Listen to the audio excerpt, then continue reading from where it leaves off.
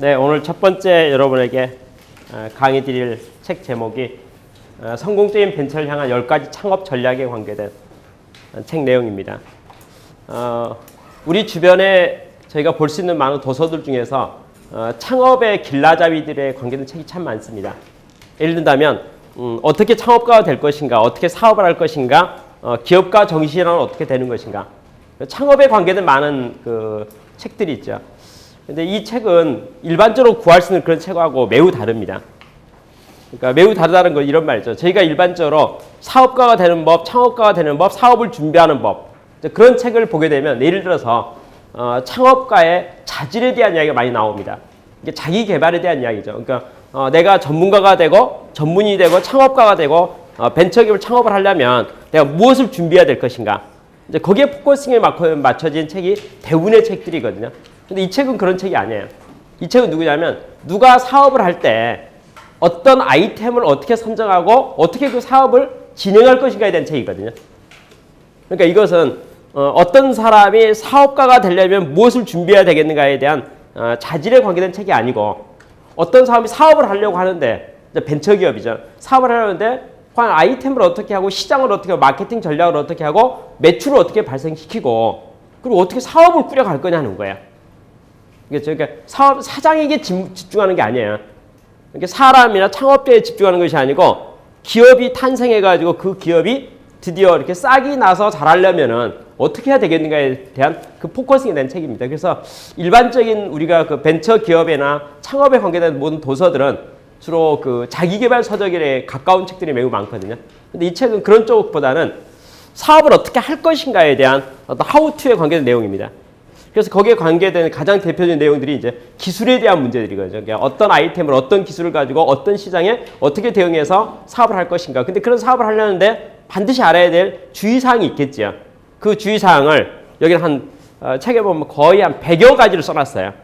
근데 100여 가지를 이제 묶어가지고 10가지 키워드로 해가지고 말해서 10가지 창업 전략 이렇게 말했습니다. 그래서 이 책은 어떤 내용들에게 아주 유용하냐면요.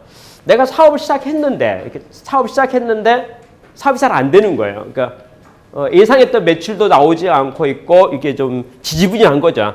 그러면 사업을 어떻게 이게 성장을 시킬 것인가에 대한 문제를 알지.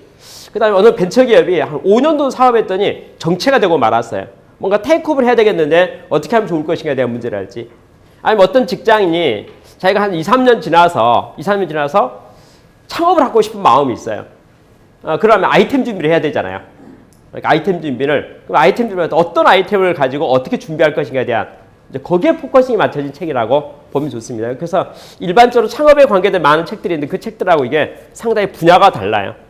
그 점을 참조해서 그렇다면 이 책에서 말하고 있는 10가지의 키워드가 무엇인지 핵심에 대한 것을 제가 하나씩 자세하게 설명드리면서 보충 설명을 하도록 하겠습니다. 첫 번째 키워드가 뭐냐면요. 적절한 산업을 선택하라는 키워드가 있어요. 적절한 산업을 선택하라. 제가 어느 날 책과 자료를 보는 과정 속에서 어느 보험 설계사에 대한 이야기를 보게 됐어요. 그분이 이렇게 사업을 해야 되겠는데 일을 해야 되겠는데 자본도 없고 마땅히 할 만한 게 하나도 없는 거예요. 그래서 본인이 생각할 때 보험 설계사가 돼야 되겠다. 그래서 보험회사에 취직을 했죠. 그래서 이제 해봤는데 처음 보험 설계사에 도전했을 때는 자기 자신이 잘할 수 있을 거라고 생각을 했어요. 근데 막상 해보니까 도저히 안 되는 거예요. 그러니까 자기 자신에 대해서 절망감이 생기는 거예요. 그러니까 뭐냐면 설득력도 너무 없을 뿐만 아니라 이렇게 설득을 몇 번 하면 그중에 예를 든다면 한 10명, 30명을 하게 되면 그중에 분명히 계약하는 사람도 있을 거라고 생각했는데 전혀 없는 거예요. 그리고 첫 달이야 그렇지만 3개월 지나면 성과가 있을 거라고 생각했는데 3개월 지나도 성과가 거의 제로에 가까운 거죠. 그래서 이분이 깜짝 놀란 게 뭐냐면 다른 보험 설계사들은 그래도 실적이 많지는 않지만 그래도 실적이 있는데 나는 왜 이렇게 실적이 없냐는 거죠. 그리고 자기 자신에 대한 이제 회의감 뭐냐면 나는 뭐든지 하면 열심히 하면 부지런히 하면 할 수 있을 거라고 생각했는데 막상 해보니까 이게 전혀 되지 않으니까 이거 안 되겠다 생각이 드는 거죠. 그래서 이제 보험 설계 그만둘 생각을 하는 거예요. 왜냐하면 실적이 없으니까 자신도 없고 그러니까 결론이 뭐냐면 나는 보험 설계에 적합하지 않다. 이렇게 이제 스스로 판단된 거죠. 또 자기 누구하고 비교해 보더라도, 그러니까 자기가 보험 설계사로서 의욕을 가졌는데 자기 주변에 누구를 보더라도 자기보다 실적이 나쁜 사람이 한 명도 없는 거야. 그러니 이제 그만둬야 되지 않겠습니까? 그렇죠? 그가 그만두려고 이제 생각하니까 그 다음 할 게 없는 거야. 자기가 보험 설계사를 하고자 마음먹을 때 뭐냐면 아무리 골라봐도 자기가 식당 하려고 해도 돈이 한번 자본금이 비싸야 될 것 같은데 그것도 없고, 그러니까 다 없는 거죠. 그래서 이제 곰곰 생각하다가 보험 설계사 같으면 내가 할 수 있겠다라고 판단해갖고 보험 설계했는데 막상 도전해가지고 몇 달 만에 자기가 거의 이거 안 되겠다라고 판단되는 순간 그걸 이제 내려놓아야 되는데 그걸 내려놓고 딱 다른 걸 잡으러 보니까 잡을 게 하나도 없는 거예요. 그러니까 잡을 거 없기 때문에 이분이 어쩔 수 없이 이제 아주 뭐 공궁에 처한 거죠. 입장이 그렇게 돼서 마지막으로 생각하면 한 번만 더 해볼까, 그죠? 근데 현재 하는 방식으로 해갖고는 되질 않잖아요. 자기가 자기 알고 있는 모든 일가 친척들, 자기 이웃 주민들 안 믿는 사람 다 돌아다녀서 해봤는데도 불구하고 평소에 그렇게 친해서 자기 생각에는 자기 일가 친척과 아는 인맥들 있잖아요. 인맥만 동원하도 적어도 어느 정도 실적을 있을 거라 생각했는데 그 실적이 거의 제로 가까워지니까 자 이제 사람에 대한 실망감도 생기고요. 그러니까 누구한테 부탁하면 누구는 분명히 해줄 거라 생각했는데 안 해준 거죠. 그렇죠? 근데 이런 식으로는 안 되겠다 싶어서 드디어 방법을 바꿨습니다. 왜냐면 아예 내가 전혀 모르는 사람에게 가가지고 영업을 해봐야겠다. 그러니까 아는 사람에게 해가지고는 도저히 안 되겠고 좀 쉬울 줄 알았는데 쉽다고 생각이 전혀 안 되니까 반대로 거꾸로 나를 전혀 모르는 사람 있잖아요. 뭐 모르는 사람이니까 내가 뭐 체면 가릴 것도 없네요. 그래서 거기 한번 해봐야겠다 해가지고 이분이 무작정 도전한 지역이 여의도였어요.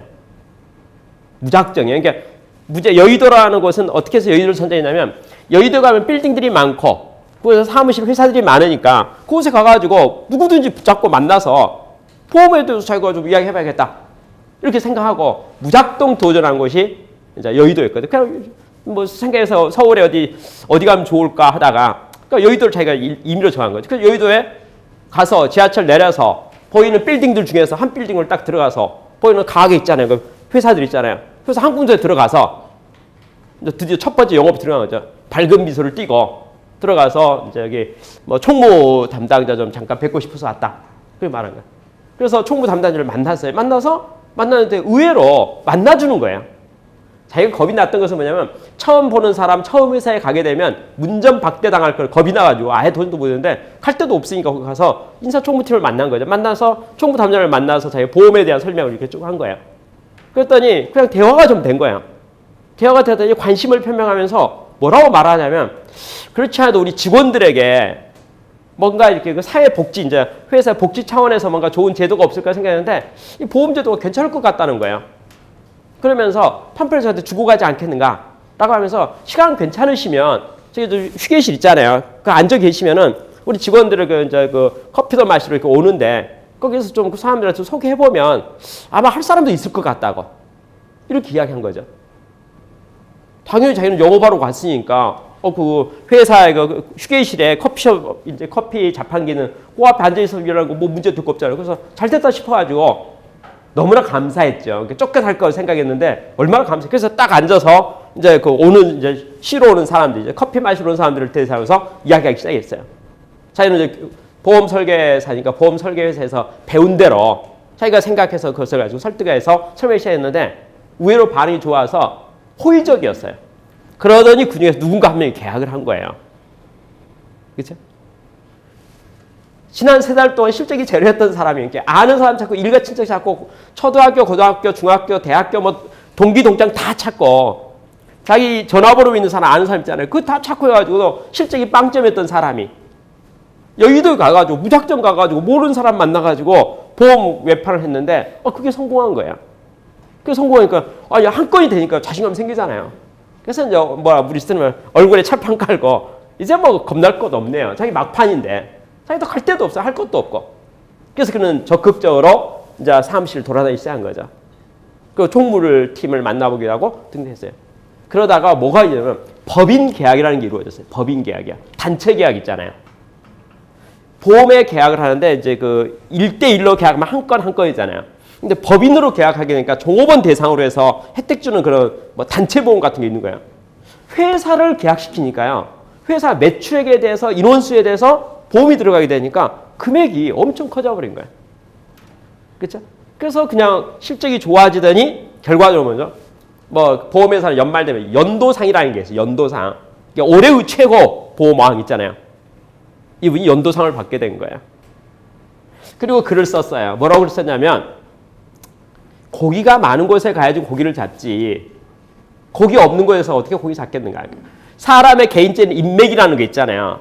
많아봐야 100명, 200명, 300명, 500명인데 대한민국 인구가 5천만이라고 말하고 그렇죠? 서울의 인구가 1,000만 명으로 말하는데 1,000만 명을 보고 비즈니스를 해야지 뭔가 잡히지 500명 보고 비즈니스 하고 뭐 되겠냐 이거야. 그러니까 자기가 실수했다는 게 실수가 뭐냐면 스케일이 너무 작았다는 게 자기 바운다리 있잖아요. 이게 내가 사업하는 경계선.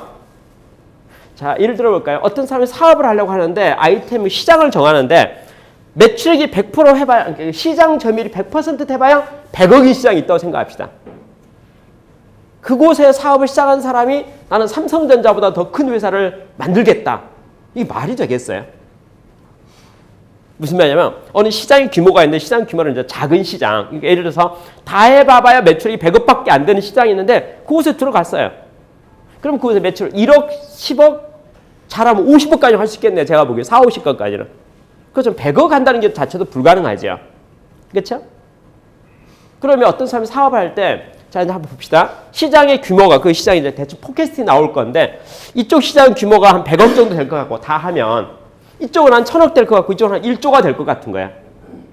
그러면 어떤 사람이 사업을 시작하면서 어디다가 시작하는 것이 좋겠습니까? 그 말이죠. 1,000억이나 1조짜리 되는 시장에서 시작해야지 더 잘 되지 않겠어요? 그게 성공에서 매우 중요하다는 거예요. 그러니까 저는 컨설턴트라는 직업으로서 일을 하고 있는데 우리나라 벤처기업들을 보게 되면 아이템이 있잖아요. 그럼 아이템이 있으면 제가 궁금해서 물어봐요. 어떻게 궁금해 물어보면 만약에 당신이 이 비즈니스를 성공적으로 수행해가지고 시장 점유율이 100%가 된다면 매출이 얼마 정도 될 것 같아요? 이렇게 물어보는 거죠. 근데 의외로 어떤 기업들은 보면요. 다 더해서 200이나 돼요. 이렇게 말해요. 200억이나 돼요. 이렇게. 그러면 제 마음속에 이 기업이 미래적으로 아주 잘 돼봐야 매출 200억이 될까에 대해 의심이 되는 거죠. 그러니까 뭐냐. 판이 너무 작다. 그 말이죠. 판이 너무 작다. 여러분 어떤 사람이 동일한 능력과 재능을 가지고 사업을 시작할 때 어느 판에서 사업 시작할 것인가에 대한 첫걸음이 매우 중요하거든요. 근데 이 책에서는 뭐라고 하냐면 성공적인 벤처를 향해서 벤처기업 잘 쓰시면 10가지 창업 전략 하나에서 첫 번째 전략을 말하는 내용이 뭐냐면 적절한 산업을 선택하시오 이런데 한마디로 딱 말하면 고기가 많은 곳에 규모가 큰 곳에 성장성 있는 곳에 될 만한 곳에 도전하면은 열심히 노력하면 사업이 커질 수가 있는데 작은 곳에서 시작하면 잘 돼 봐봐야 안 클 것 같다 이 말이에요. 그렇죠? 그래서 여러분이 항상 내가 직접 관계된 모든 비즈니스 있잖아요. 모든 비즈니스 내가 뭐 회사 일을 하든지 한 비즈니스 할 때 규모에 대해서 생각할 필요가 있다는 게 말하는 거니까 규모에 대해서 그러니까 내가 이곳에서 일을 정말 잘하게 된다면 얼마까지 성장할 수 있을 것인가에 대한 그 바운다리 컨디션이죠. 바운다리. 그 경계선 한번 생각해가지고 그것이 크면 클수록 기회가 많은 거죠. 저와 여러분이 하는 아주 중요한 다 아는 속담 한 말해볼까요? 서당께도 3년이면 풍어를 눕는다. 그게 어떤 의미냐면 누구라도 어떤 분야로 사업에 들어가가지고 열심히 부지런히 하다 보면 한 3년, 5년 되면 어느 정도 자리 잡을 수가 있다. 이런 의미예요. 그러니까 자리를 잡고 보니까 그 시장이 너무 판이 작아요. 자리 잡고 보면 크고. 그럼 우리가 쓸 때 참 운이 좋았다. 당신 참 좋은 아이템 선정했다. 그렇죠? 그러니까 나중에 되고 나서 나중에 자리 잡고 나서 그때 가고 아 이게 내가 시작한 판이 좀 작은 판이었네. 이렇게 말하는 건 좀 아쉽지 않냐 그 말이죠. 그래서 창업 전략 1번 넘버원이 뭐냐면 큰 시장에 들어가라 이 말이죠. 큰 시장에. 큰 시장은 어디에 존재하냐면요. 미래 시장이 큰 시장이 됩니다. 제품이나 모든 시장은 라이프 사이클이 있다 하잖아요. 라이프 사이클이 어떻게 됩니까? 이렇게 딱 이렇게 도입기가 있고 성장기가 있고 성숙기가 있고 쇠퇴기가 있다라고 보통 라이프 사이클을 다 이야기하잖아요. 그런데 기존 사업들은 거의 대부분 성숙기 아니면은 쇠퇴기 쪽으로 가 있겠죠. 그리고 이미 누가 꽉 자리 잡고 있잖아요. 그러니까 내가 들어가 가지고 그곳에서 미래의 성장성을 가져가기가 용이하지 않죠. 그렇죠? 근데 신규 사업일수록 이미 그 시장에 진입한 사람 수도 적을 뿐만 아니라 사람이 얼마 없겠죠. 그리고 그 시장이 미래 시장이 있고 커질 수가 있잖아요. 그렇죠? 그럼 그쪽에서 비즈니스를 하는 것은 충분히 의미가 있겠죠. 그렇죠? 자, 그러면 예를 들어서 제가 한국적 상황에서 한번 이야기해 볼게요. 아주 매우 제너럴한 이야기 해볼게요. 매우 제너럴한. 어떤 사람이 한국에서 제조업을 창업하려고 그래요. 제조업을. 그것도 예를 들어서 신발을 창업해야겠다. 신발을 해야겠다. 이렇게 말하면 느낌상으로 어떤 생각이 드냐면 과거 우리나라가 2차 산업이 발달했던 고도 성장했던 시기가 있었거든요. 1970년대, 80년대. 그때는 대한민국의 산업의 모든 게 제조업 중심이었어요. 그렇죠? 근데 2012년 와가지고는 제조업보다 서비스업 쪽에 더 많이 주류가 된 거죠. 그렇죠? 상황이 이렇게 바뀌었다 이거죠. 그러면 지금 현재 시점에서 미래 산업 같아 보이는 2020년에 대한민국 사회는 어떻게 변화될 것인가? 이렇게 보면 예를 들어 미래에 대해서 무슨 웰빙에 대한 이야기를 할지 아니면 뭐 노인층이 많으니까 뭐 보건에 대한 문제, 건강에 대한 문제 그러면 느낌상으로 뭐 바이오, 생명과학 뭐 이러면 현재 산업보다 미래 산업 같아 보이잖아요. 그쪽은 아직 형성되지 않았죠. 그리고 그쪽은 뭔가 좀 뭐 많은 있을 것 같아요. 그렇죠? 예를 들자면 요새 전 세계적 에너지 문제가 있는데 에너지 문제에서 요새 원자력 발전소가 공격을 많이 받아요. 원자력 발전소가 원래는 에너지 발생원으로서는 전기 에너지를 발생하면서 가장 경제적인 수단이라고 다 알려져 있었는데 그게 안전성의 문제가 되면서 이제 기피하기 시작하는 거예요. 그럼 대체 에너지가 나와야 되잖아요. 대체 에너지. 그럼 대체 에너지 관계된 많은 이제 방법들 연구들은 분명히 미래적으로 누군가 연구해야 되고 가야 될 분야인 건 맞잖아요. 그렇죠? 그런 모든 것들 중에서 이제 검토해보기 시작하는 거죠. 최근에 우리나라에 발전하고 나왔던 그 뭐 사업 중에 옛날에는 유선이 무선으로 바뀌더니 그렇죠? 요새는 스마트폰이잖아요. 스마트폰이 우리 사회에 주고 있는 편리성이 매우 좋아지잖아요. 그러면 스마트폰의 어떤 기술과 그것을 이용해서 모든 산업 분야에 적용시키는 활동들이 있잖아요. 그 충분히 미래적으로 검토할 만한 거죠.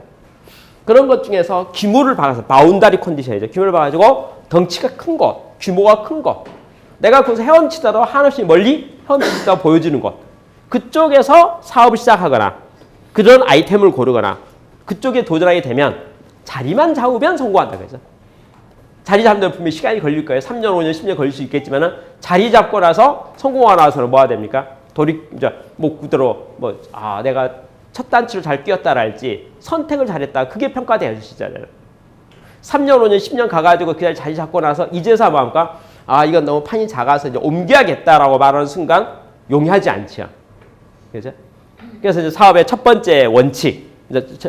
어떤 사람이 사업을 하려면 진짜 사업을 성공하고 싶고 키우고 싶다면 반드시 봐야 될 게 뭐냐면 적절한 산업을 선택하라. 이게 적절하는 것이 규모가 크고 시장성이 있고 성장성이 있고 미래적으로 누가 봐도 그거 할만하다, 도전할 만하다 라고 말하는 쪽에 도전하는 것이 맞겠다라는 것이 매우 중요한 포인트입니다. 이게 첫 번째 포인트예요. 두 번째가 아주 특별한 단어를 썼는데 뭐냐면 절호의 기회를 확인하라 이랬는데 절호의 기회. 이 절호의 기회라는 게 어떤 표현이냐면 타이밍을 이야기합니다. 타이밍이라는 것은 쉽게 말해서 모든 게 때가 있는 거죠. 타이밍이에요. 우리가 쓰는 타이밍에 대해서 이런 타이밍이 있어요. 모든 사람에게는 인생에 있어서 절대의 기회가 3번은 온다. 3번은 온다. 그런 말을 우리 속담같이 씁니다. 그죠? 누구에게나 아주 좋은 기회가 3번 온다. 그죠? 저는 여러 면에서 비즈니스에 대한 이제 스타디를 많이 해봤는데요. 그리고 실제 기업들에 대한 많은 것들은 이제 실제 경영 컨설턴트로 참여도 하고 조사도 하고 분석도 하는데 제가 느끼는 생각은요. 3번이라는 말은 누가 만든 말인지 모르겠는데 아무리 봐도 그건 안 맞는 것 같아요. 무슨 말이냐면 기업의 기회는 참 많이 와요. 참 많이 와요. 그러니까 3번은 절대 아니에요. 저에게 개인적으로 의견을 묻는다면 적어도 10번인 것 같고 한 30번은 올 것 같아요. 한 사람이 비즈니스하는 라이프 사이클 속에서. 그러니까 10번이라 우리가 보통 비즈니스를 할 수 있는 시간을 얼마로 볼게요. 기간으로 보면 아마 어떤 사람이 창업을 해가지고 뭐 20, 30대 창업했다고 가정합시다. 그럼 뭐 60, 70대까지 한다고 생각하면 20, 30대에서 60년, 한 40년 잡을 수가 있잖아요. 40년의 시간 동안에 10번이라 하면 4년에 한 번 이런 말이 되겠죠.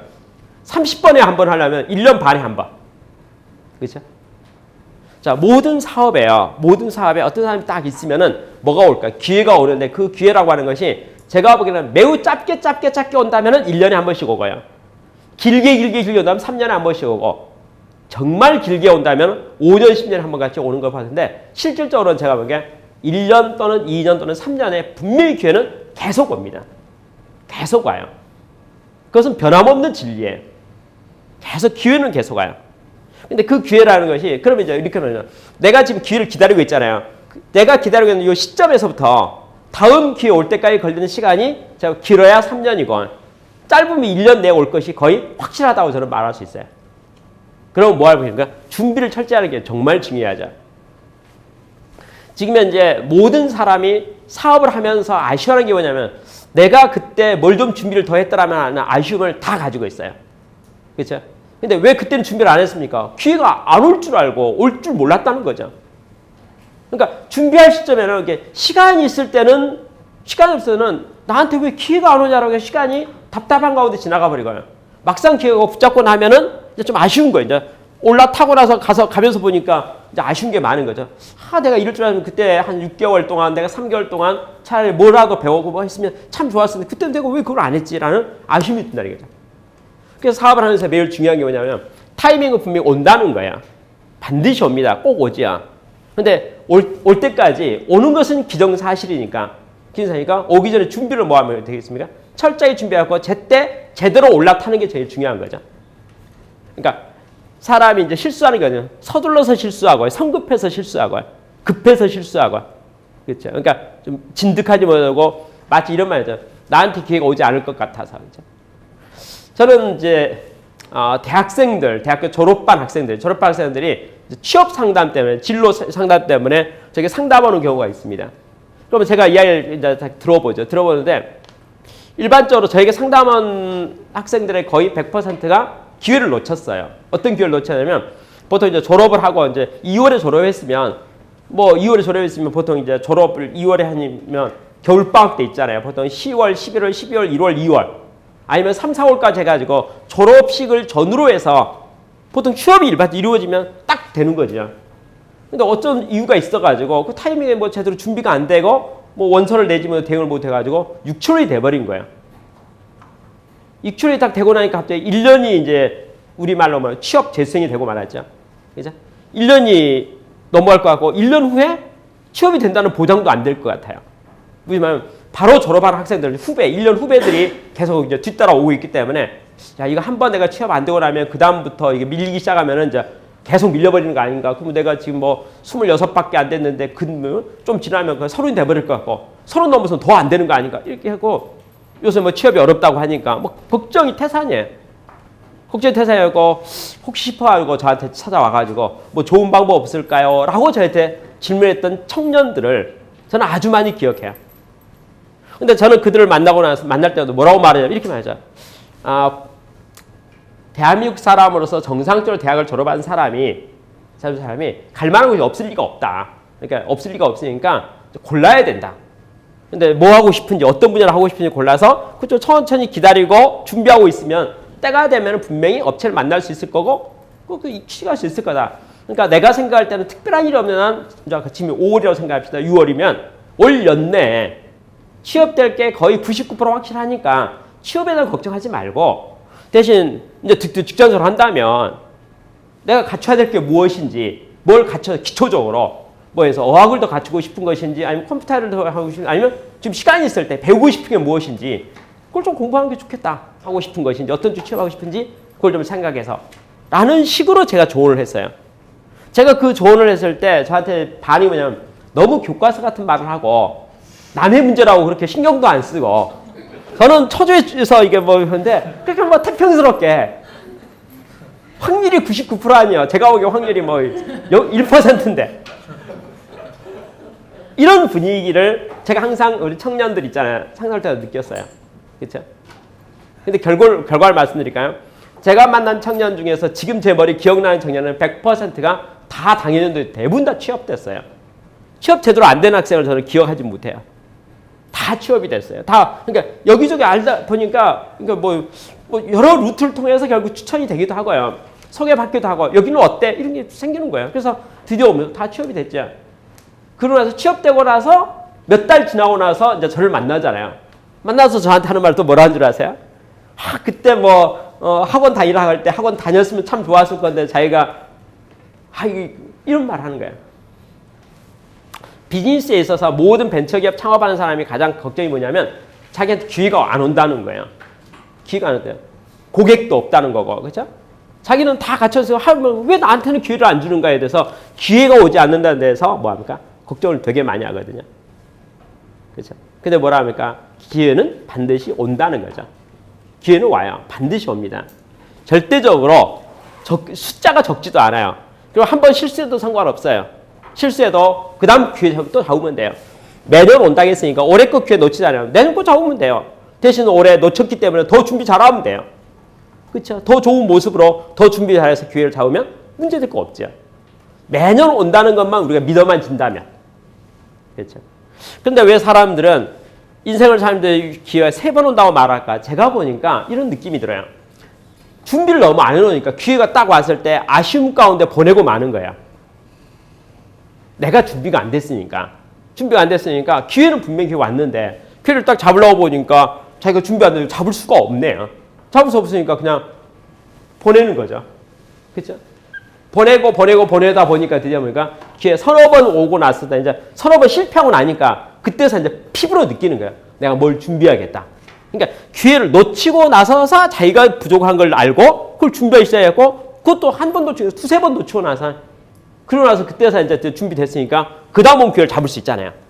그렇게 잡은 기회가 서너 번 놓치고 잡은 기회. 그러니까 우리가 적어도 10번 온다고 했잖아요. 많이 오면 30번 온다고 했잖아요. 그러니까 10번의 기회 중에서 3번 놓치고 하나 붙잡고 3번 놓치고 하나 붙잡고 3번 놓치고 하나 붙잡고 나니까 그의 인생에 있어서는 실질적인 기회는 10번이 왔지만 그렇죠? 자기가 붙잡지 않는 기회는 기회 같지 보질 않고 아쉬움만 있고 난 좋은 일이 있었던 것 같은데 라고 넘어가 버리고 그래서 잡았던 것이 3번이다 그 말이에요. 잡았던 게. 그래서 이제 3번이라는 말이 나온 것이 아닌가라고 생각해요. 그렇죠? 근데 저는 저는 3번이라는 말이 너무나 좀 적절하지 않는 표현이라고 생각하고 기회는 뭐합니까? 지속적으로 온다는 거, 계속 온다는 거. 그러니까 계속 오니까 날짜 맞춰야 되겠죠. 그러니까 날짜가 내가 서두를 문제가 아니고 준비만 잘하고 있으면 딱 왔을 때 딱 잡으면 되는 거죠. 근데 그 때가 언제 옵니까? 오늘일지 다음 달일지 가을일지 내년 1월일지는 너무 신경 쓰지 말라 그 말이에요. 그렇죠? 오기는 오는 거니까. 그러니까 대신 그 뭐죠? 준비 충실히 더 잘하는 것이 더 중요한 거죠. 그래서 사업하는 데서 벤처기업에서 가장 나쁜 게 뭐냐면 조급증이에요. 조급증이면 뭐가 될까? 서두르게 되죠. 서두르다 보니까 실수 많이 하고 결국이냐 뭐죠? A를 붙잡아야 되는데 C 붙잡고 마는 거죠. 그냥 큰 돈을 벌여야 되는데 작은 돈을 넘어가고 마는 거죠. 그냥 당장 먹고 살아야 되겠다 급한 마음으로. 그렇죠? 근데 절대 그렇게 하지 말고 타이밍에 대한 것을 우리가 좀 잘 봐서 어떤 절호의 기회를 확인해가지고 그 기회가 왔을 때 딱 또 붙잡고. 그렇죠? 아까 1번을 뭐라 했습니까? 적절한 산업 있잖아요. 그러니까 이렇게 테마 잡는 거, 분야 잡는 거죠. 나는 바이오 쪽에 한번 사업을 해봐야겠다랄지, 그렇죠? 나는 바이오 쪽에, 아니면 나는 무슨 청정 기술 있잖아요. 무슨 그쪽에 사업을 해봐야겠다랄지, 아니면 나는 의료 쪽 중에서 뭐 웰빙 있잖아요. 뭐 노인 복지 쪽에 대해서 사업을 해봐야겠다랄지, 아니면 나는 무슨 그 어린애들을 위한 사업을 해야겠다랄지, 아니면 나는 산림 녹화 있잖아요. 자연 뭐 나무 쪽, 임업 쪽에 대해서 해봐야겠다랄지, 아니 뭐 수산 쪽에 대해서 해봐. 그러니까 그건 상관없죠. 그러니까 여러 가지 검토해봐가지고 딱 그 자리에 잡았으면 가가지고 드디어 뭐 합니까? 살고 있어야죠. 그렇잖아요. 그래야지 일이 되는 거죠. 그러니까 내가 분야를 잡았으면 그 자리에 가 있어야죠. 그럼 누가 말하잖아요. 아니 오라고도 안 하는데 그 자리에 가서 뭐 합니까? 그렇죠? 그렇잖아요. 오라고 하는. 주라기 공원을 만든 스필버그입니까? 아주 영화 그 감독 유명한 사람 있잖아요. 그 사람은 영화 감독이 되고 싶었어요. 그래서 어떻게 했는가? 그 영화 감독이 되고 싶어서 그래서 영화관에 가서 영화 촬영하고 등등 하는 거 있잖아요. 영화관에 가고 싶었고 영화 촬영하는 데 가고 싶고 그걸 자기가 그런 일을 하고 싶었어요. 그래서 그는 어떻게 했냐면요.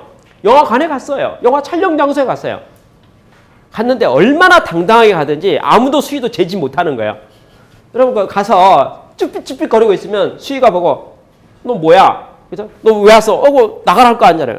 그죠? 근데 아주 당당하게 쫙 가면은 이게 뭐 조교인지 뭐 오늘 무슨 엑스트라 선수인지 쉽게 해서 뭐라고 촬영에 관계된 정식 멤버 중에 한 사람 같아 보이는 거예요. 당당하니까. 그렇잖아요. 그러면 촬영 감독이 딱 가면 촬영 감독과 배우들과 이렇게 막 이야기하고 막 하잖아요. 그 빈자리 있을 거예요. 아까 감독이 앉았다가 일어선 자리 있잖아요. 빈자리 있을 거잖아요.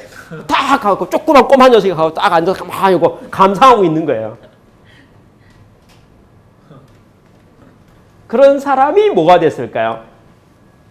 영화 배우가 되고 영화 감독이 되고 단역도 하고 조수도 해주고 그래서 그는 영화를 잘 만든 사람이 된 거죠. 아이템을 선정했으면 아이템이 나한테 왜 안 오는가 연락할 문제가 아니고 그렇죠? 가서 그 자리에 가서 가만히 앉아서 살고 있으면 기회는 무조건 오지요. 그 기회라는 게 이달에 올지 다음 달에 올지는 2차 문제고 그렇죠? 그렇잖아요. 그러니까 그걸 알아야 된다는 거예요. 그러니까 어떤 사람이 진짜 벤처기업 해가지고 기업에 하고 성공하기를 원한다면은 기회에 대해서 왜 나에게는 기회가 주어지지 않을까? 그건 절대 안 맞는 말이거든요. 기회는 누구에게나 온다는 거죠. 그리고 자주 온다는 거예요. 계속 와요. 그리고 내가 준비가 부족해서 이번 기회 놓치고 말잖아요. 그러면 그것을 우리가 먼저 반성하고 내가 뭘 준비해야겠다. 내가 내 사업을 정말 잘하려면 이 방향으로 정말 잘하려면 내가 뭘 갖추지 않고는 안 되겠다 생각하면 그 준비하는 것에 집중해가지고 다음 기회를 딱 기다리고 있는 거예요. 그 다음에 오긴 올 거니까 오면 딱 붙잡으면 되는 거죠. 그래서 적절한 기회의 타이밍이 딱 왔을 때 놓치지 말고 붙잡아야 되죠. 그래야지 드디어 편승을 하게 되죠. 그렇죠? 그 편승을 하게 되죠. 제가 아는 모든 사업가들의 거의 100%가요. 100%가 지금 현재 유명한 모든 사업가들, 지금 현재 사업 너무너무 잘해서 지금 만나기도 어려운 모든 사람들 있잖아요. 여러분 우리가 역사적 교훈이 뭐냐면 그분들이 사업 처음 시작했을 때 그렇게 유명하고 그렇게 인기 있고 그렇게 했을까요? 전혀 그렇지 않았죠. 모든 벤처기업과 모든 사업의 첫날은 매우 한심스러웠어요. 그리고 그의 상황들은 녹록하지가 않았어요. 그리고 그에게 분명히 기회가 있을지에 대해서 아무도 예측하지 못했어요. 근데 어떻게 됐을까요? 내용들은 다 이런 말이에요. 어느 날 우연한 기회에 이렇게 되죠. 어느 날 우연한 기회에 대신으로 대타로 등장한 거죠. 대신으로 대타로 등장했는데 뭐가 잘 됐을까요? 준비가 잘 된 사람이라서 안 알아줬는데 사람이 없어서 대신 쓸 수밖에 없고 대신 딱 했는데 딱 보니까 주연보다 잘해버린 거죠. 대신에도 너무 잘하고 그래서 그때부터 사람들이 인식이 싹 바뀌어가지고 그에게 이제 드디어 너도 해도 되겠다 하고 드디어 뭐죠? 한번 붙잡았던 우연한 그 기회가 제대로 일할 수 있는 첫 단추가 되고 첫 시작이 됐다는 이야기들을 우리는 너무나 많이 봐요. 그렇죠? 그래서 벤처기업을 창업하겠다, 내가 창업을 하겠다라고 할 때 뭐합니까? 타이밍은 온다. 근데 대신 적절한 기회 왔을 때 붙잡을 수 있으려면 뭐가 될까? 준비가 잘 돼야 되겠죠. 그러니까 준비하는 자세를 가지고 그 타이밍이라는 게 절대로 3년, 5년, 10년이 아니고 그렇죠? 그렇잖아요. 내가 생각할 때 내가 감당할 수 있는 빠른 시간에 올 수가 있고 그 준비가 안 돼서 그걸 못 잡을 수가 있고 그렇죠? 설사 그 너무 그렇다면은 그걸 잘 반성하고 그걸 뭐합니까? 잘 준비하고 그 다음 단계 있잖아요. 그 다음 준비를 잘 해가는 것이 매우 지혜로운 것이다. 라고 하는 게 이제 적절한 기회를 확인하는 게 기회 타이밍에 대한 이야기들이 쭉 있어요. 그래서 세 번째가 기술 변화를 관리하라는 용어가 있는데요. 이건 아주 저와 여러분 아주 쉬운 말로 한번 설명하면 왜 벤처기업에서 성공할 수 있을까에 대한 성공의 이유가 뭐냐면요. 세상이 바뀌기 때문에 그래요. 기술이 바뀌기 때문에 그래요. 쉽게 해서 어떤 사업이라도요. 사업을 딱 시작을 하고 그러면 판이 딱 짜져서 해서 누가 신입 진입자가 들어가기가 쉽지가 않거든요. 근데 다행스럽게 뭐가 됩니까? 세상에 기술 혁신이 일어나가지고 기술이 계속 바뀌어요. 옛날 기술이 무너져 버리고 새로운 기술의 시장이 딱 오거든요. 그러니까 질서가 새롭게 계속 만들어지는 거죠. 만들어지니까 뭐 하면 되겠습니까? 새로운 기술이 와서 세상을 흔들어 버릴 때 그때 사업을 그 일을 딱 시작하면은 그때는 자기가 뭐죠? 초창기 멤버가 되니까 일이 잘 될 수가 있잖아요. 그러니까 지금 중요한 거 뭐냐면 그러면 이제 제가 가정해 볼까요? 전자산업의 기술의 혁신은 몇 년 주기로 발생할까요? 이제 예를 들어서 많은 전문가의 말은 5년이라고 그래요. 뭐 아이템마다 다르겠죠. 근데 5년이라는 말을 우리가 생각하는 게 뭐냐면 10년 넘지 않는다 이거를 담고 있는 거고 짧으면 2, 3년일 수도 있겠다 이런 말은 거죠. 한 5년 되면 기술이 바뀌는 거예요. 그러면 내가 어느 판에 딱 들어가고 딱 봤더니 판이 꽉 짜여가지고 들어갈 틈새가 없다. 그 기술이 4년 됐다는 말과 똑같은 말이에요. 그렇잖아요. 판이 딱 짜여서 들어갈 틈이 없다. 그렇죠? 그 뭐 들어갈 틈이 없다는 것은 뭐죠? 이 기술에 이제 다음 기술이 등장할 때가 가까이 왔다는 말을 의미하는 거죠. 그렇죠? 그래서 우리가 뭘 보냐? 내가 어떤 산업 분야에 속하든지 내 속한 분야에 지금 주류가 되고 있는 기술력 있잖아요. 기술 있잖아요. 뭐 기술과 공법이랄까 방법이랄까 메소드들 있잖아요. 그 방법론에 대해서 뭘 생각해요? 이게 수명이 몇 년짜리 수명이고 지금 몇 년째 됐을까 한번 생각해보라 그 말이에요. 지금 내가 어느 분야의 사업을 시작을 하는데 이 분야는 신분야예요. 2011년에 처음 그 일이 시작됐어요. 앞으로 적어도 5년은 갈 것 같다고 이야기한다 이거죠. 그러면 5년 갈 것 같다고 생각하니까 지금 열심히 잘해야 되겠네요. 뒤처지지 않게. 그렇죠? 반대로 내가 속한 분야가 너무 꽉 짜여가 기득권들이 너무 많아가지고 내가 나한테 기회를 주지를 않아요. 문을 열어주지 않아요. 그러면 생각해볼 게 있겠네요. 지금 이 주류가 되고 있는 기술은 언제 만들어진 기술인가? 지금이 어느 타임인가? 언제쯤 되면 새로운 기술이 나올까? 새로운 기술이 뭘까? 언제쯤 나올 거니까 알아볼 필요가 있죠. TRM이라고 해가지고 테크놀로지 로드맵이라고 해가지고 이미 발견되지 않고 상용화되지 않은 기술이지만 논문상에서 나오고 실험에서 나온 기술들이 이미 벌써 다 발표되어 있어요. 무슨 말이냐면 모든 산업 분야에 2020년과 2030년까지의 로드맵은 이미 다 오픈되어 있어요. 자, 지금 오늘 2012년인데 내가 속한 어느 영역을 딱 잡는 순간 그 분야의 TRM, 테크놀로지 로드맵이라는 것은 이미 확정되어 있어요. 약간의 시차가 좀 있을 수 있어요. 약간의 시차는 테크놀로지 로드맵상으로 봐서는 2015년대에 그게 나온다고 했는데 그게 2014년에 나올 수도 있어요. 아니면 좀 늦은 2016년에 나올 수도 있어요. 그렇지만은 순서와 절차와 내용이 바뀔 리가 없어요. 다만 그것은 아직 뭐합니까? 상용화되지 않았고 아직 산업화되지 않아서 그것은 뭐죠? 아직은 방향성으로 제한될 뿐이지 현재 비즈니스로 들어와 있지는 않다는 거죠. 그렇죠? 그러면 문제가 될 거 없네요. 뭐냐면 여러분 제가 보세요. 어느 내가 사업 분야를 정했는데 이 사업 분야의 기술의 수준이 지금 어떤 상태에 있는지를 내가 이해하고 있고 다음 기술이 뭐가 있는지를 내가 알고 있고 그 기술이 언제쯤 올 것인지를 내가 예측하고 있다면 거기에 맞춰서 다음 기술에 편승해가지고 준비해서 따라가 버리면은 문제될 게 뭐가 있겠어요? 그렇죠? 그러니까 사업을 한다는 것은 절대적으로 미래를 바라보고 가는 거잖아요. 그러니까 현재의 연속상의 미래가 없다는 것을 우리가 이해하는 거예요. 그게 기술 혁신이거든요. 기술이라고 하는 것이 계단 모양으로 하나가 존재하자면 다음은 차세대 공법이 또 나온다는 거죠. 탁 오면서 또 세대 교체가 돼버리는 거예요. 그러니까 벤처기업을 한다는 것은 다음 세대 교체할 때 다음 세대의 기술에 편승해갖고 미래를 가겠다는 게 벤처기업이다 그 말이죠. 그죠? 그러니까 지금 현재 기술을 갖고는 아니죠. 지금 현재 기술을 갖고 뭐 할 수 있냐면 일단 뭐 도입할 수 있고 학습할 수 있고 연습할 수 있고 뭐 준비할 수는 있죠. 이렇게 테스트해 볼 수 있죠. 연습 게임 해볼 수 있어요. 근데 그거로 본 게임이 되질 않는다는 거죠. 본 게임은 다음 기술. 그래서 다음 기술이 무엇인가 기술의 변화를 주목해서 기술을 트렌드에 가야지 나중에 안 당하죠. 어떤 사람이 너무 자기 현재 있는 기술에 너무 심취해가지고 뭐라고 말하면 거기에 폭 빠져가지고 열심히 가다가 한 3년 딱 가고 나서 벤처기업을 말해요. 3년 가고 나서 그 다음에 갑자기 새로운 기술이 딱 등장하는 순간 거기 전혀 준비하지 않았던 기업은 어떻게 될까요? 없어지게 미래가 없어지잖아요. 그래서 망하는 기업이 엄청 많죠. 기술만 너무 신봉해가지고 많은 벤처기업에 창업했던 사람이 가장 큰 애로사항의 실수가 뭐냐면 자기 기술에 대한 너무나 사랑하는 마음 있잖아요. 그렇죠? 그 기술과 같이 살아버리는 거예요. 그 기술의 다음 이 기술이 수명이 있다는 생각을 전혀 안 하는 거예요. 근데 그 다음 차세대 기술과 공법이 나오는 순간 그 벤처기업은 기술과 함께 사라지고 말죠. 그렇죠?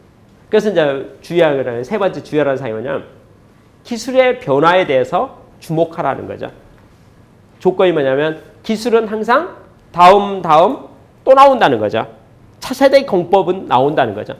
근데 차세대 공법이 무엇인지를 알고 내가 속한 분야, 내가 하고자 하는 분야에서 알고 그것에 미래를 대비하고 가는 것이 맞다는 거죠. 근데 그것은 이미 매우 좋은 말로 이미 밝혀져 있다는 거예요. 내가 속한 분야가 어느 분야든지 이 분야가 2020년, 2030년 어떻게 갈 것인지에 대한 걸 조금만 노력해보면 다 이미 오픈되어 있어요.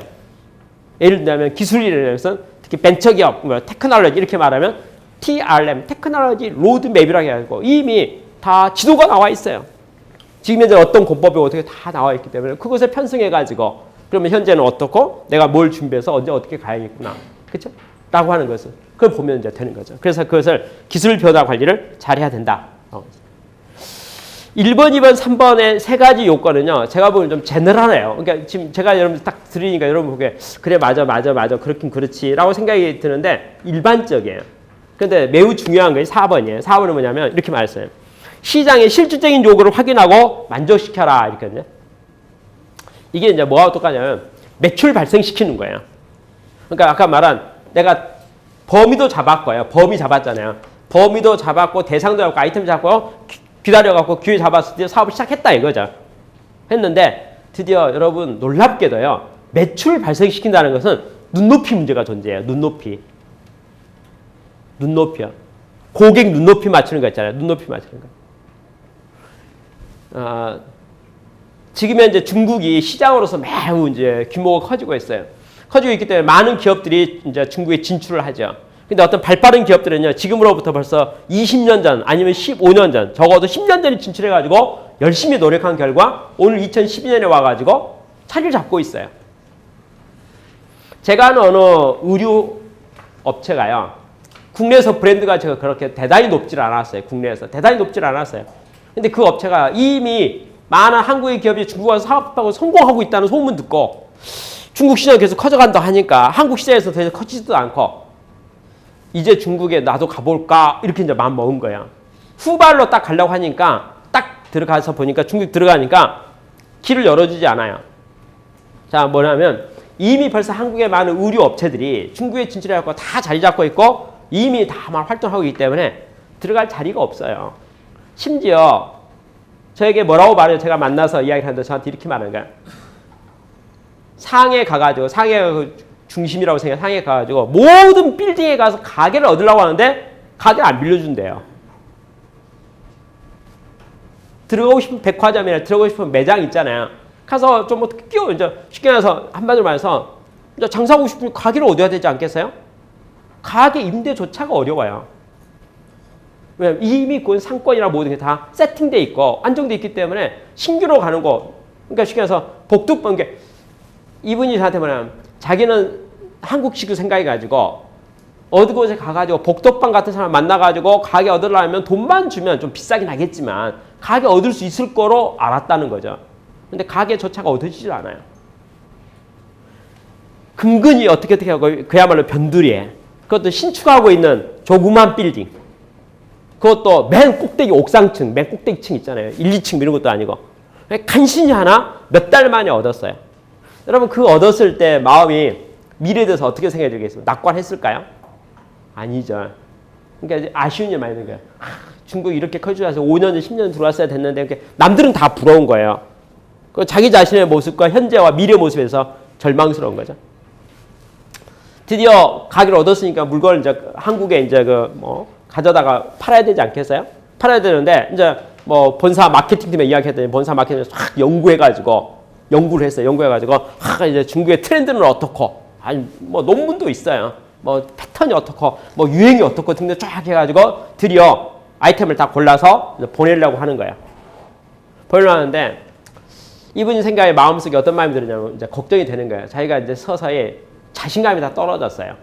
자기가 처음에 본사에서 돈만 주면 원하는 빌딩에 가서 가게 얻을 줄 알았는데 가게도 못 얻었잖아요. 그렇죠?